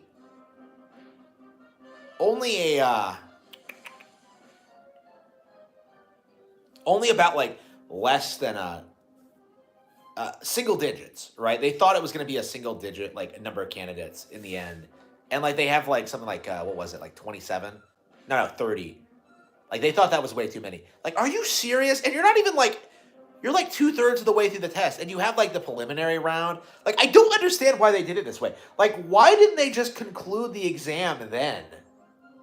Like, in the tournament. Like, the preliminary exams are like way better than the actual tournament, which never actually happens. Like, it's like that frustrated me so much. Like, why didn't they just end the tuning exams there and just move on and do something else? You know, like have the characters not become Chunin, and just to emphasize how difficult it is, and yeah, like why didn't they do it that way? It's so frustrating. But anyway, yeah, you know, the motivation behind the rivalry is dumb. Like we have a crush on the same boy, so. Here we go. Don't get me wrong. I see the effort is there. I really do think that he actually tried to write these two women well. I just think it kind of reads like, how do you do, fellow females? I've met you before. Yeah. I have noticed that. Like, manga writers don't seem like they're the kind of people who interact with a lot of chicks. Like, it's very uncommon to see people write women well. Like I keep seeing people do this thing where they pretend that like it's like intentional, like, oh yeah, they have to downplay like female characters because they're misogynist, but in reality they just don't know how to write female characters. It's actually a big reason why I don't know, my you'll notice this in American Evil, but I think it's also true in like most of my work. My female characters are way more well-rounded than my male ones. Like I specifically, like, one of the reasons I made Clover was to like kind of subvert this kind of thing, like make like more interesting female characters. Um, yeah, this is like a real problem with anime and manga where they just don't utilize their female cast members all that well, and like it's not really something that people really. I don't know. On one hand, hmm, people tend to make it a feminist issue. It's really not. It's a general like structure and world building issue. Because like you can also say the same thing about like a lot of other characters in Naruto, where like they're not all that well rounded and they're not all that interesting. But like for like Sakura in particular, yeah, like she doesn't feel like she develops all that much. Like after like the time skip and this, like that's all the character development she gets. Like it's crazy. Anyway, their fight could have been so cool. The final panels of their face off with the trap laid with the hair, and Ino actually starts taking over Sakura as she starts to force her hand up to surrender the fight, to quit. And it's declared in the manga, it says that this is basically impossible to get out of. Like, it's done, the fight is over. I love this. I love that she was able to overpower her in this way, and it was such a tricky, cool way of doing it. And when the volume ended on her taking her over, and then the next volume opened up with her raising her hand, and it was like, there's no way, you lose. I was like, it was so tension filled. And then it was just like Naruto shouts at her and she just breaks free because I know I declared that it was impossible or near impossible, but this time it worked. Okay, it was such a letdown. Like, all these fights that we watched in this tournament were so cool, and this one could have been really cool too. It was just nothing. Now, Ino did say that when she was inside of Sakura's consciousness and controlling her, she was like, you had two psyches. And then Sakura's response was really mysterious, with her talking about, like, you have to have a darkened core. I don't remember what she said. But her response was really mysterious. So I'm hoping that we're going to come back around to that, and we're going to learn that there's more to Sakura than we think. Spoiler alert, no.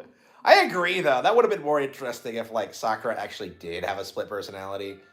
But yeah, I don't know. That's like the only thing that's like distinguishable about Sakura compared to like most female characters is just like the inner Sakura thing. It's really weird. Okay, upper level. Okay. And actually, like, she's kind of in the Sasuke and Naruto camp, and that, like, there's some stuff going on inside of that body that you're living in. I mean, I don't need that. It's okay to have only two internally tortured main characters and one that's slightly had a normal life, but Yeah, I think that's what Sakura should have been, was like emphasizing what like normal people are like in the setting, right? Like she actually has both of her parents. She actually has like, she comes from a civilian family. Like, like she's a relative normie compared to like Naruto and Sasuke. So like, I don't know. They really should have emphasized that aspect of her character, I think. And again, like she does really well for herself in spite of like her background. Honestly, like people complain about her development, but like she has like real talents. Like the issue is like the story structure and the pacing and just the general writing. Like honestly, like I think like I mentioned this earlier with the Hermione thing. Like the problem is that the character wasn't utilized correctly. Like it has nothing to do with her skill set or like who she is as a person. It's just that she was never able to grow and develop because of the way the plot played out. We gotta give more attention to Naruto and Sasuke. that looked interesting, and so far Sakura's not very interesting, so If all that was a reference to Sakura's inner self that's constantly like inserting itself in the story as an ongoing gag, I'm gonna be so disappointed. That's Anyway, good. back to the gush. Most of these fight scenes I thought were awesome. Here's a couple that I really loved. Actually, before we get into the fight scenes, there's a lot going on with Sasuke right now with his backstory, with having watched his parents be slaughtered and everybody actually be slaughtered in front of him, and he was the only survivor, and now he's trying to hunt down that person to get revenge. Oh, she doesn't know who it is yet? Ooh, that's gonna be rough. That's gonna be rough.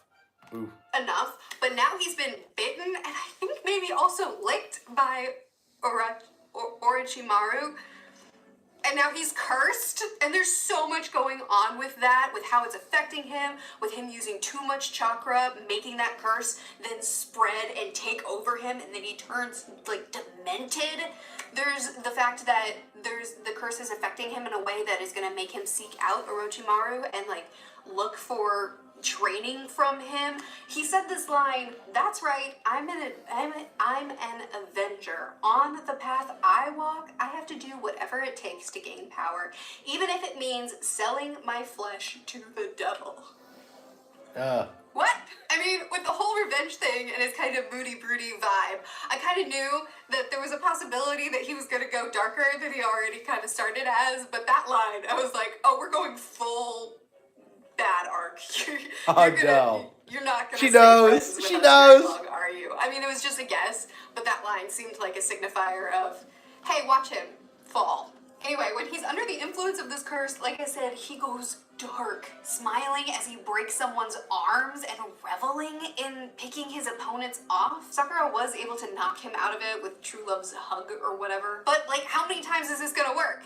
Well, I've read further than this, so I can tell you not as many times as she would like. Which I do like, because there's multiple times where their really strong bond snaps them out of things. Like Sakura when she's fighting against Ino, and Naruto shouts at her, and that kind of kicks her out of this control that should have been basically impossible to come out of, but Naruto just shouting wasn't. Anyway, sorry. There's that one, and then there's this with Sakura hugging Sasuke out of his possession. And then there's Hinata? What's her name? The one that always goes, Naruto! She's very, I know you like her. I know you do. Oh, come on. Because everybody on my Discord does. I find her annoying. Anyway, please don't hate me for that. Oh, the one no. who has a super duper crush on Naruto, the really shy girl, they also helped each other out by encouraging each other, and Naruto just being around and her wanting to impress How can you him make and not fun wanting of to give Best in while Girl? he's Like, come around. on. Like, there's a lot of the people we care about, the people who we're fighting for, the people who we have bonds for, they have the power to pull us out of the things that are trying to control. What's with women hating like all the female characters I like? You know, fucking Grandma, like shit on Yor, and now I have like Murphy Napier shitting on Hinata. Like, come on, bro. Like, what did I do to deserve this? Like, Troll us. So that's a good ongoing thing. It's a consistent thing that's going on that kind of ties into a lot of what the series is doing. But I also really appreciate that it doesn't always work, and that. I'm getting ahead of myself now, but oh no, we're not even covering those volumes in this video. This is so long. If I say I'm going to come back to this, I will forget. Let me just talk about it for a second. The fact that Sakura isn't always able to pull Sasuke out of it when he chooses his path, when he decides what decisions he's made and that he's not sticking with them, and that bond that they have doesn't pull him out of it when she tries to pull him out of it when he's fighting Naruto, and it doesn't work this time. I really love that, because the path you choose is another core theme in this series, is that even though, I'm getting ahead of myself, sorry, even though there are things that are outside of our... I really like this video, by the way. It's really cool, like, just sitting and chilling about, like, talking about a manga that about a series that I loved growing up. I don't know, like, I really should give it another shot. I don't know. Seeing the artwork and hearing people talk about it, like, I don't know. I'm a lot more enthusiastic about the brand than I thought I was. I don't know. I dropped it for a reason, but, like, yeah, it's weird. I definitely think I would like to read part 1 again, for sure. control. There are things outside of the path that we choose for us.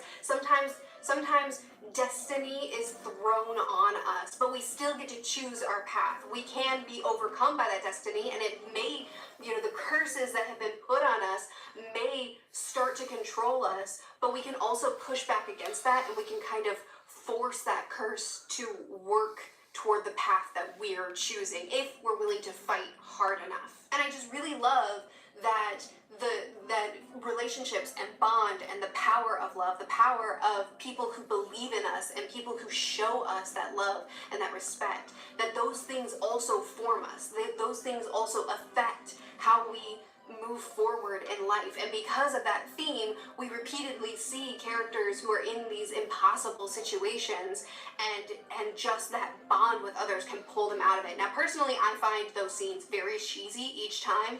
Everyone that I just listed to you, with Sakura hugging Sasuke, with Naruto shouting at Sakura, with the girl, the Naruto girl, all of those scenes are cheesy to me. In application, I think that they all read cheesy, but it ties in with the theme really well about how the people, the relationships, they do, how much they affect how we move. But I also love that when Sasuke chooses his path and it's against the people that he's built these bonds with, that bond no longer can affect him in the same way that we've seen it displayed up to this point. Am I going on too long? I just know that if I talk about it when I'm talking about the Naruto Sasuke fight, I will forget.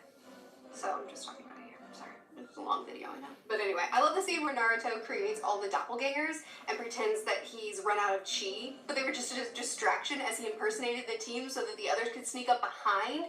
It's nice to see this character that up to this point has just kind of rammed himself against the wall until finally the wall breaks, like in the Zabuza and Haku fight.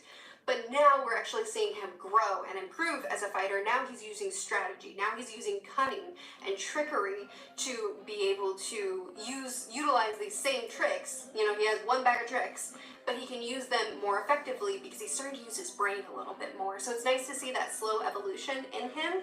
And then we get to the tournament fights. Again, I loved the Naruto and Kiba fight because, again, we see this dope main character use ingenuity and skill. He's a trickster, which fits really well with the personality that we knew him as in the introduction of the series. Now let's talk about the Rock Lee and Gaara fight. I love Rock Lee. He is a normal kid fighting among giants. He's fighting among all of these people who are so skilled and have so many unique abilities that he has no access to, but through his tenacity. Just like Naruto, except that Naruto actually has the, demon.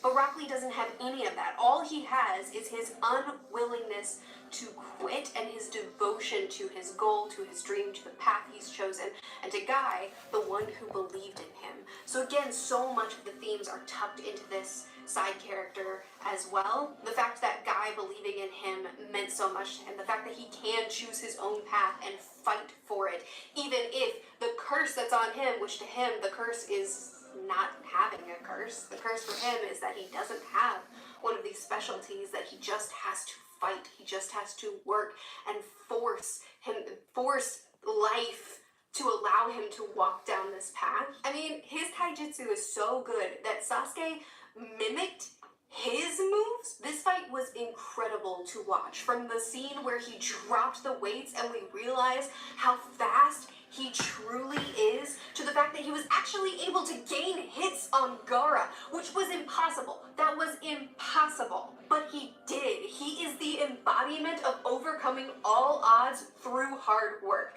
And it sucks that he was teamed up with Gaara, because Gaara is like the most impossible opponent for him. So that was so tragic for me. I'm so sad that he lost, but I have hope. I mean, we already see another great scene of his that we'll talk about in the next video, but I have hope that we're going to see a lot more of him, and a lot more is going to be done with him, and I don't want him to get a superpower. I don't want him to learn any sort of ninjutsu. I want him to continue to be the normie who just pushes himself and fights and works, and it pays off, and he's able to accomplish what his goals are. I really love him. I really, really love him. I'm just gonna note this scene here, the fact that Guy steps in and ends the fight on Rock Lee's behalf, and we're gonna unpack that in several more minutes. So next we have some more complaining. So Naruto gets his own pervy mentor. So anytime I critique perv gags that I feel have gone too far, it always ruffles some feathers, so protect your feathers, because I'm going to talk about this for a minute. So the centerfold ninjutsu nonsense that is introduced at the beginning of the series with Naruto, I don't like it. It's already an awkward, hey, if you think about this too hard, a kid is doing this and making adults think about said kid in a certain kind of way, so like maybe don't think about it too hard. But it's taken so much farther with this mentor whose name I've never bothered to learn. When Naruto shows him the centerfold thing to distract him, and his response was, at first he was telling Naruto, I'm not gonna train you, I don't want to, I'm not gonna do it, find somebody else. And then Naruto does that, and then his response is, okay, I'll train you, but only if you use that form the whole time. So now it's not even this awkward, okay, it's a quick scene and then we move on, let's not think about it too hard. It's actually an adult who's looking a kid in the eyes and saying, hey, when you make yourself look like that, you're my type. So can you keep looking like that so that I can keep watching you? Can you stay in that form for me the whole time that you're around me? He's still a kid. He's just changing his appearance.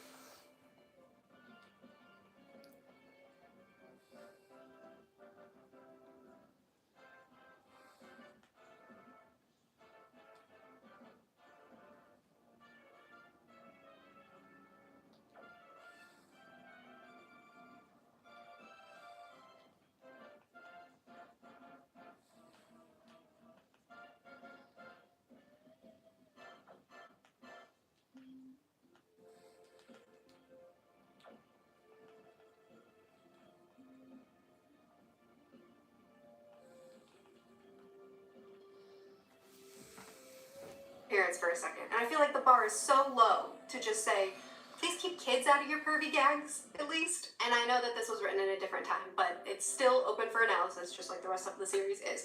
Back to the gush. So Naruto trains up, and he gets access to this fox spirit. I love the line, hey, stupid fox, I've been letting you live in my body all this time, so why don't you pay me some rent and lend me your chakra?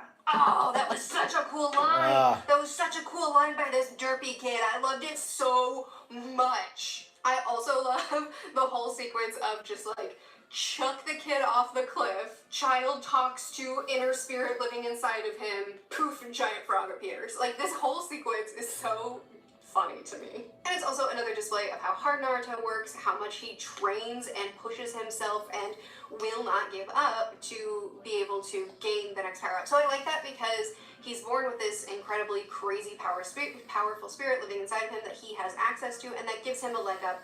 But it's also a curse. It also gives him a disadvantage, and it's not like he's just born with this crazy intense power that he just has access to. He, around every corner of this story, is pushing himself and pushing himself and pushing himself to get to where he ends up going. It's not like if he didn't apply himself, he'd land at the same place in the story. He wouldn't go anywhere in the story, actually. Boy, did I not expect this villain to be my top character in the series so far. His life is a tragedy. He had his future stolen from him, and he was used like a tool, only to be completely rejected and deemed a liability, and then hunted down and killed by the ones who made him into this. He's never experienced love, only pain and rejection. He's never actually been treated like a human, and now acting like a weapon is the only thing he knows. I feel so bad for him. He's basically the dark timeline Naruto. And the fact that the tattoo on his forehead reads love,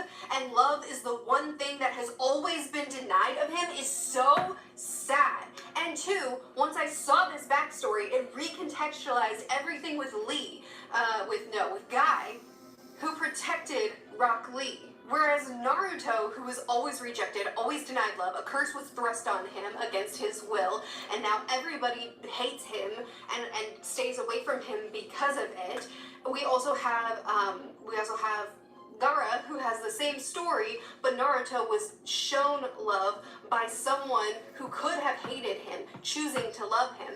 And with Gaara, we saw him have the exact same backstory, but the way he sees love displayed is through Guy stepping in and protecting Rock Lee. It's a selfless love that was displayed to him, but in this case, it was displayed for someone else, and that affects him, which we'll come back to in just a minute. But first, Naruto and the fox. Oh, next thing in my note is another complaint. Sorry. So, Naruto, he's been training like crazy to get access to the chakra of the fox spirit and to be able to coexist with this thing and use it to his advantage. Like, he's been training so hard, and then he goes into a battle, hears a story about some twins, and just forgets everything.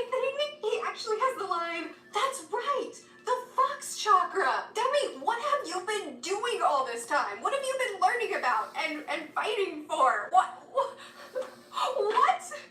Sometimes this kid, man, it's too much." Oh, my bad. I thought we were going to end this video talking about Gaara confronting Rock Lee in the hospital and then unpacking more of my analysis on Gaara. But we're not. We're actually going to end this video talking about the Neji? Oh, golly, I'm so sorry. I don't know how to pronounce that one. The fight between Naruto and another character. When the stuff is on the screen, you'll see. Okay, so the twin story was done. So we got like a backstory about these twins and them choosing their own path and their identities getting mixed around. And I'm not going to summarize the whole thing for you. I thought it was pretty convoluted, and I didn't like it.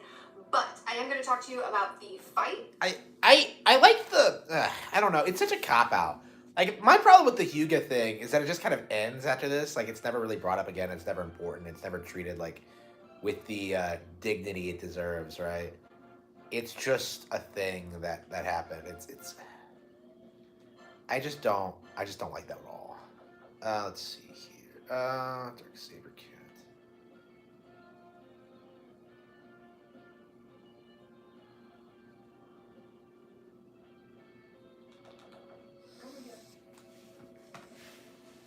With them, as well as how I've interpreted this whole section. The thing that I got from the twin story, at least the purpose that I saw in it, was that you may be destined for one path, but you can still forge your own, which again fits perfectly with the themes that we've already had established in this story, or rather that we're already building up at this point in the story with Naruto and with Sasuke and with Gaara and with Rock Lee and with Zabuza and Haku, like all over the place. This theme is being built up, and the twin thing, to me, just kind of reinforces that thing that will continue to be expanded on throughout the rest of part 1. And that ties in nicely with the fact that Naruto didn't choose to be bound with this fox spirit, but that he's learning to utilize it so that he can forge his own path with it. It can control him, it can overtake him, but he can learn to control it instead of it controlling him, so that he can use it. For Naruto and for Gaara and for Sasuke and for so many characters, their curse could be their undoing. It could be the thing that destroys them, or they can use that curse for their benefit. They can use that curse to forge their own path. Okay, that's the first video. That's the first 12 volumes. Next week, on Monday, it's going to be a One Piece video. So next week on Friday, we will talk about the next volumes, and my favorite scenes are in these volumes. Even though there were so many great things in these first 12, the next however many contain my favorite parts of the series so far. So I'm really, really excited to dig into those too. Sorry this is long. Sorry the next one will be long too. I don't know. I don't have any excuses. I just have long videos, apparently. Anyway, I would love to talk with you more about any of this in the comments. Yeah, that was a good video. I really enjoyed that.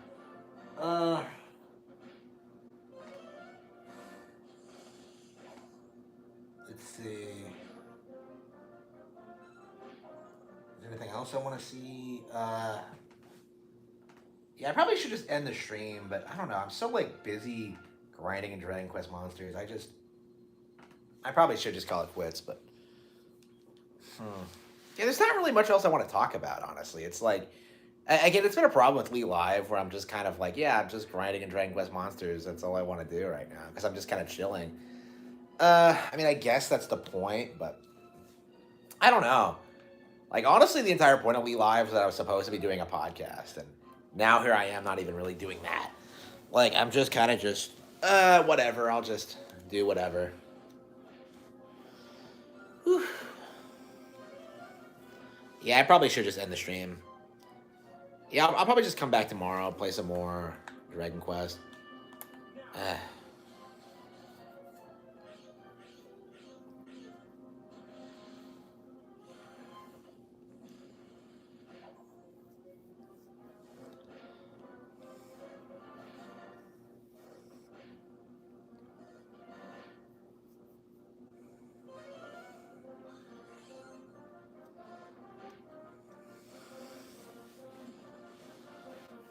I don't know. Yeah. Yeah, I'm starting to feel a little bit tired, so I probably should just go. I don't know. I kind of wish I could just keep streaming forever. I don't know. I just like doing it.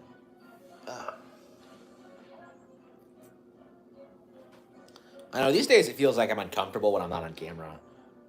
Like I don't know.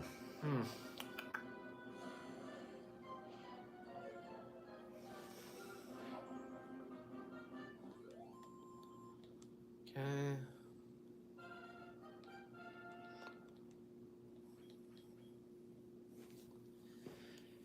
Yeah, I don't know. It just feels like yeah, I'm making money through streaming, so why don't I just stream all the time, right? Hmm.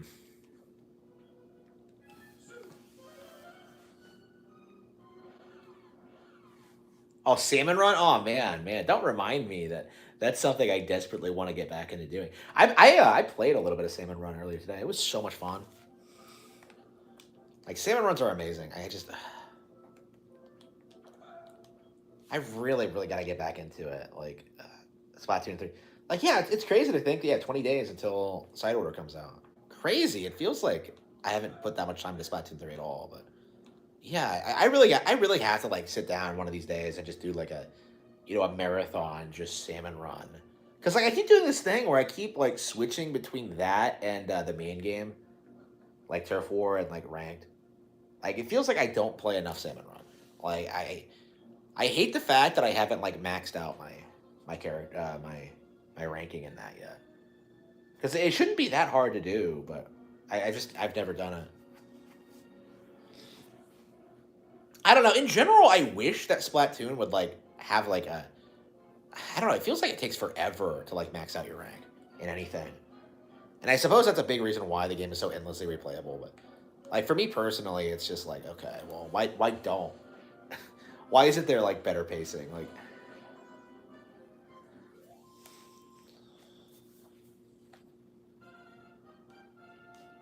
I don't know. Like I guess they don't want you to like blow through the game so quickly. They want you to get addicted to it. And I guess I have, but it's like I don't know. I'm addicted to it. I want to keep playing, but it's like it's one of those things where I'm just like, well,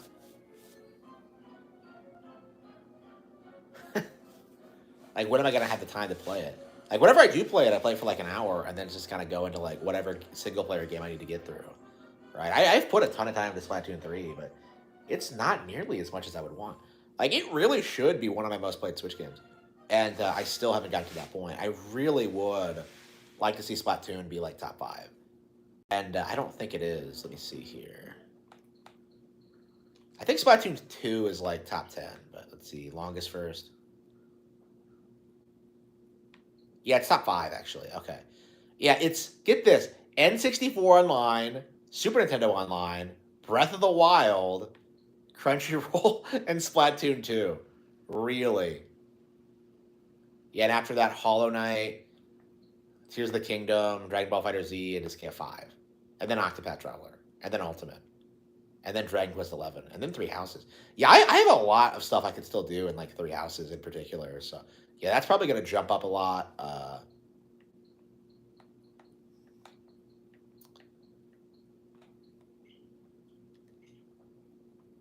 Yeah, I gotta love how like N64 and Super Nintendo Online are my most played games.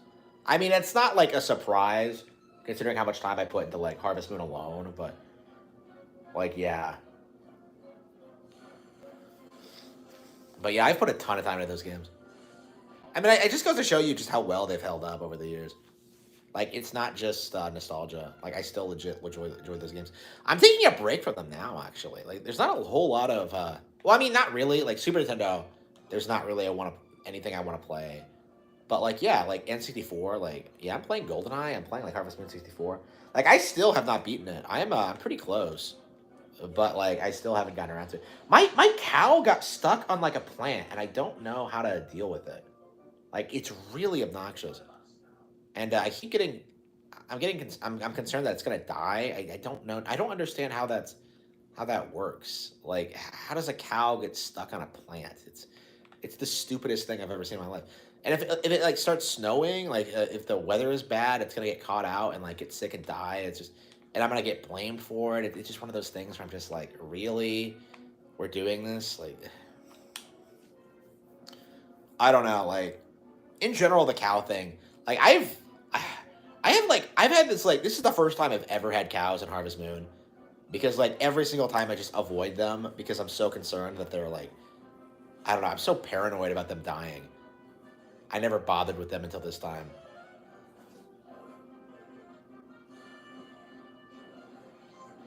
And like, yeah, now that I'm like working with them, it's like I don't know, it's fun, but I don't know. I'm so self conscious about it, and I'm worried I'm gonna screw it all up. It's weird.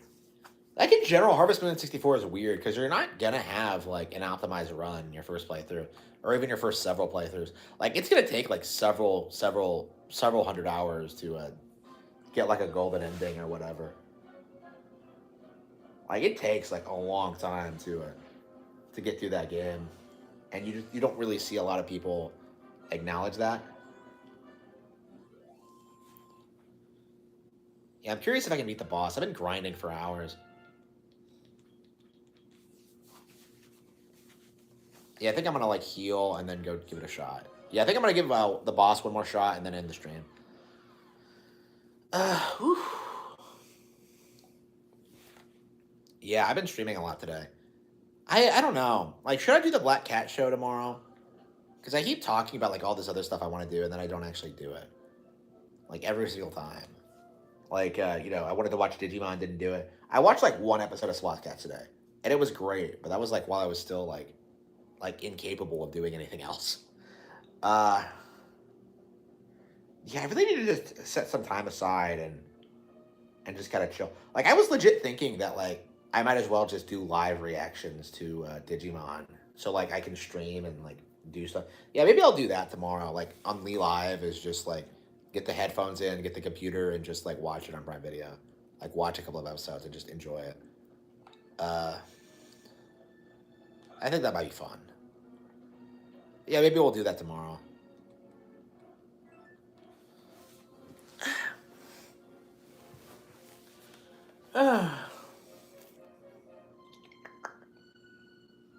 Yeah, who am I kidding? I'm just gonna end up playing Dragon Quest Monsters again. I am so addicted to this fucking game. I cannot like the reason I'm playing it so much is so I can get through it, so I don't have to think about it again. But like, I'm just like, yeah, the grind has been brutal. Like, I have not like,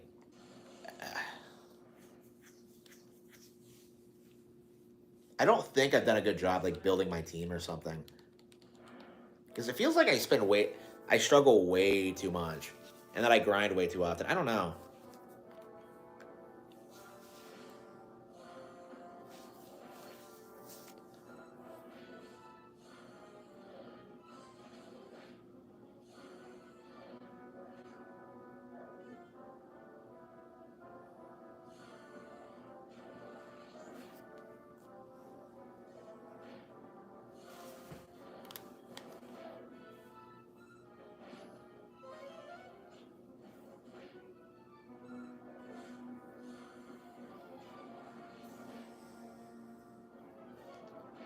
I mean, it seems like I'm doing well, but like the thing that always gets me is that they always have these like attacks that like just wipe out your entire party. Like every single time, they just wipe out your entire party without like even really doing anything.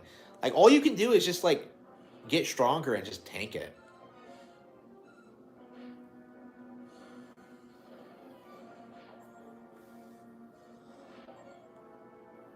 Okay, let's see what my reserves do.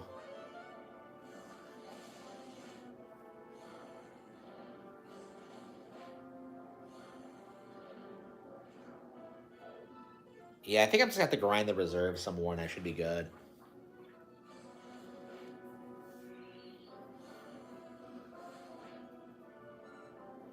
Yeah, the Hellion's not doing very good.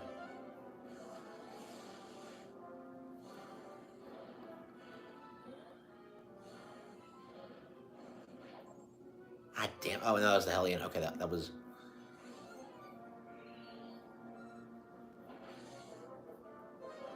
Kazing. Okay, wow, okay. Yeah, I have the ability to bring something back. Okay.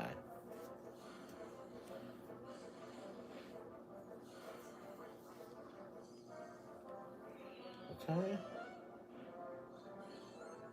Okay, let's see if we can do this.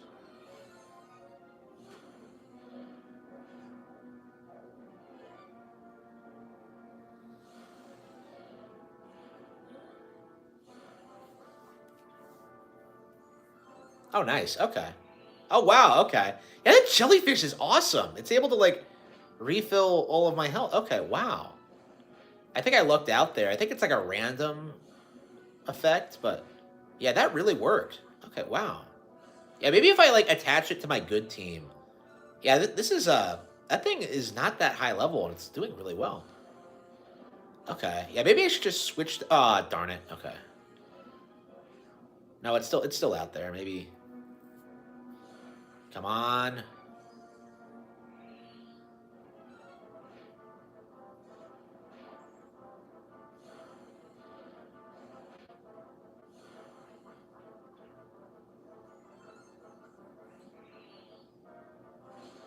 Okay. That jellyfish is doing shockingly well. Like, shockingly. Yeah, it has all these crazy spells. It has auto heal. It has, like, yeah, MP. Yeah, I don't know what I was thinking when I made this thing, but it's, yeah, one of those monsters that's just, okay. Yeah, Kino. Like, I love it when this happens, when, like, one monster, like, rises to the occasion and just stomps, like, the super boss that, like, everything else just gets wrecked by.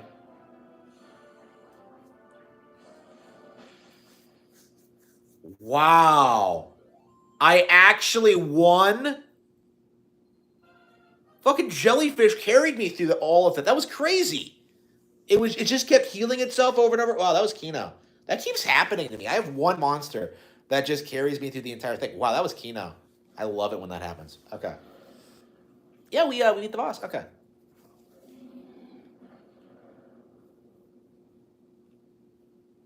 But now we can't just end the stream. Ugh, we gotta keep going.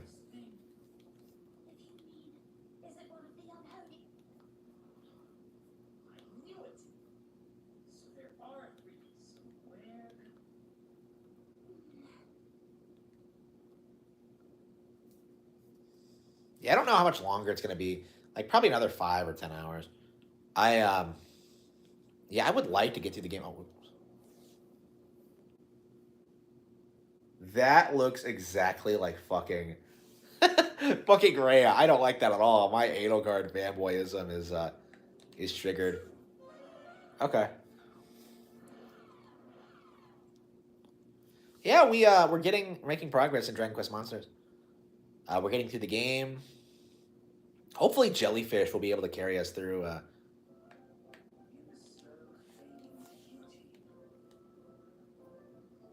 thought I killed you. Okay.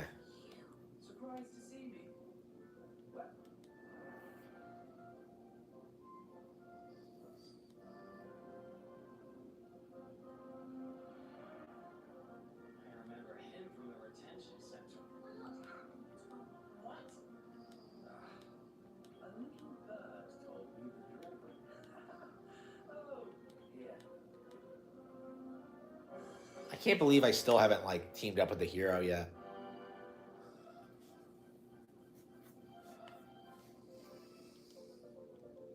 Black Travelite. Okay, is this the final area? Amen.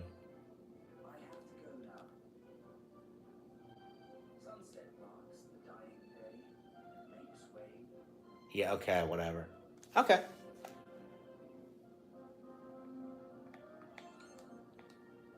Okay. So I have the Black Travelite. Okay. Let's see here.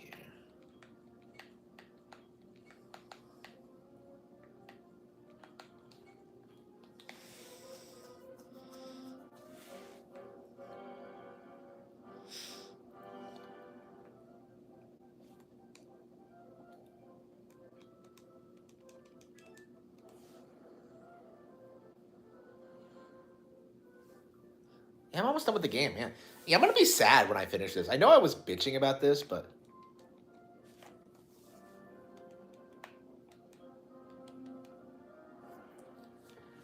okay. Yeah, I don't know if this is the final area or the second finest area, or let's see. Yeah, here it is. Okay, Circle of Caprice. Yeah, I think there's one more in Conquest. Okay. I really should be doing Coliseum battles. I don't know why I haven't. I guess I can do them in the post game. There's no reason not to. Uh,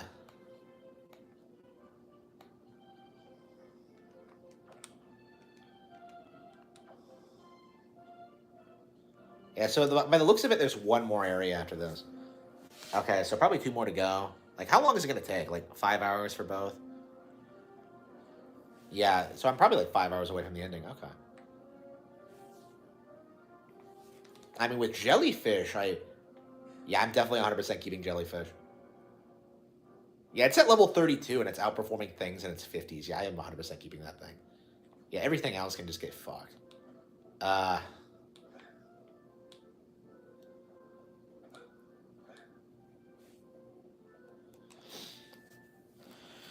okay. Yeah, I should probably end the stream now, but yeah, it's 10 o'clock. I need to go somewhere. I need to go places tonight. Ugh. Still need to get my hair cut. I've been meaning to go for weeks and I haven't gotten around to it yet.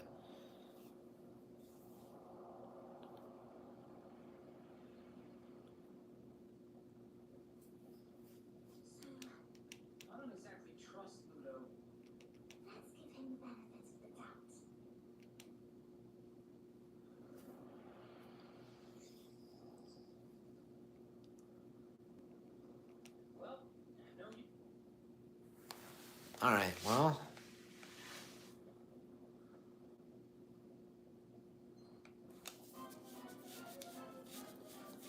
I Centaur. I can't. At least we're seeing different monsters now. I've gotten so tired of seeing the same ones over and over again.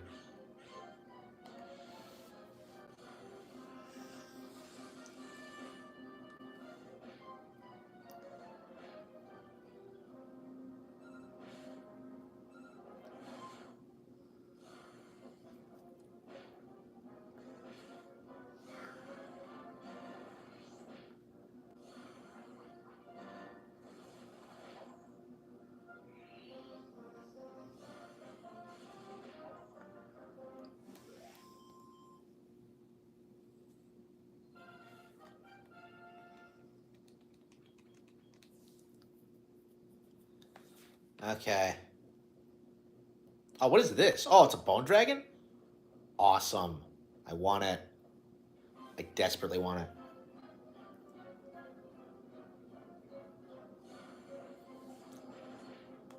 Sword Dance in Dragon Quest monsters works completely differently than Pokemon's. Oh no, I killed it. Oh man. I thought it would be able to take okay. Okay. Yeah, I overdid it.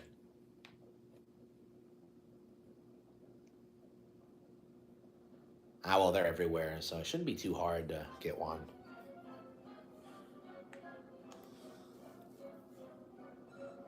Yeah, I need to end the stream. I need to. I don't know why.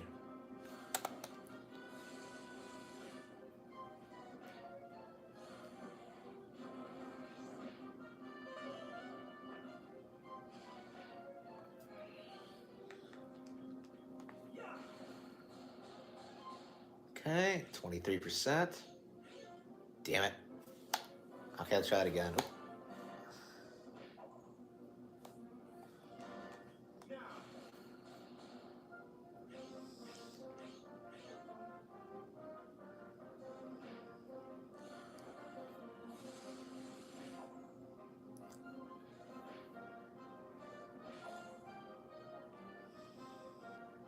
Yeah, I'm gonna have to. Yeah, I'll have to come back tomorrow and finish this. Damn it. I've been playing this all night, and I'm still not near the end. And yeah, it's gonna be. Yeah, knowing these games, it's just gonna keep getting harder and harder with each area. Like that's been constant with each area, which with each area in this game is that like every every area is just like brutally difficult. I like no matter what I do, I just struggle a lot. And I guess like I never really wrap my head around how monster fusion works, like how to guarantee a better monster, like with a fusion. But yeah, okay. I think we're gonna save it, and yeah, I am calling it quits. It sucks. We're 38 hours in now, but I definitely want to keep playing the game. And but yeah, until next time, guys. Thank you all for tuning in, and I'll see you all next time.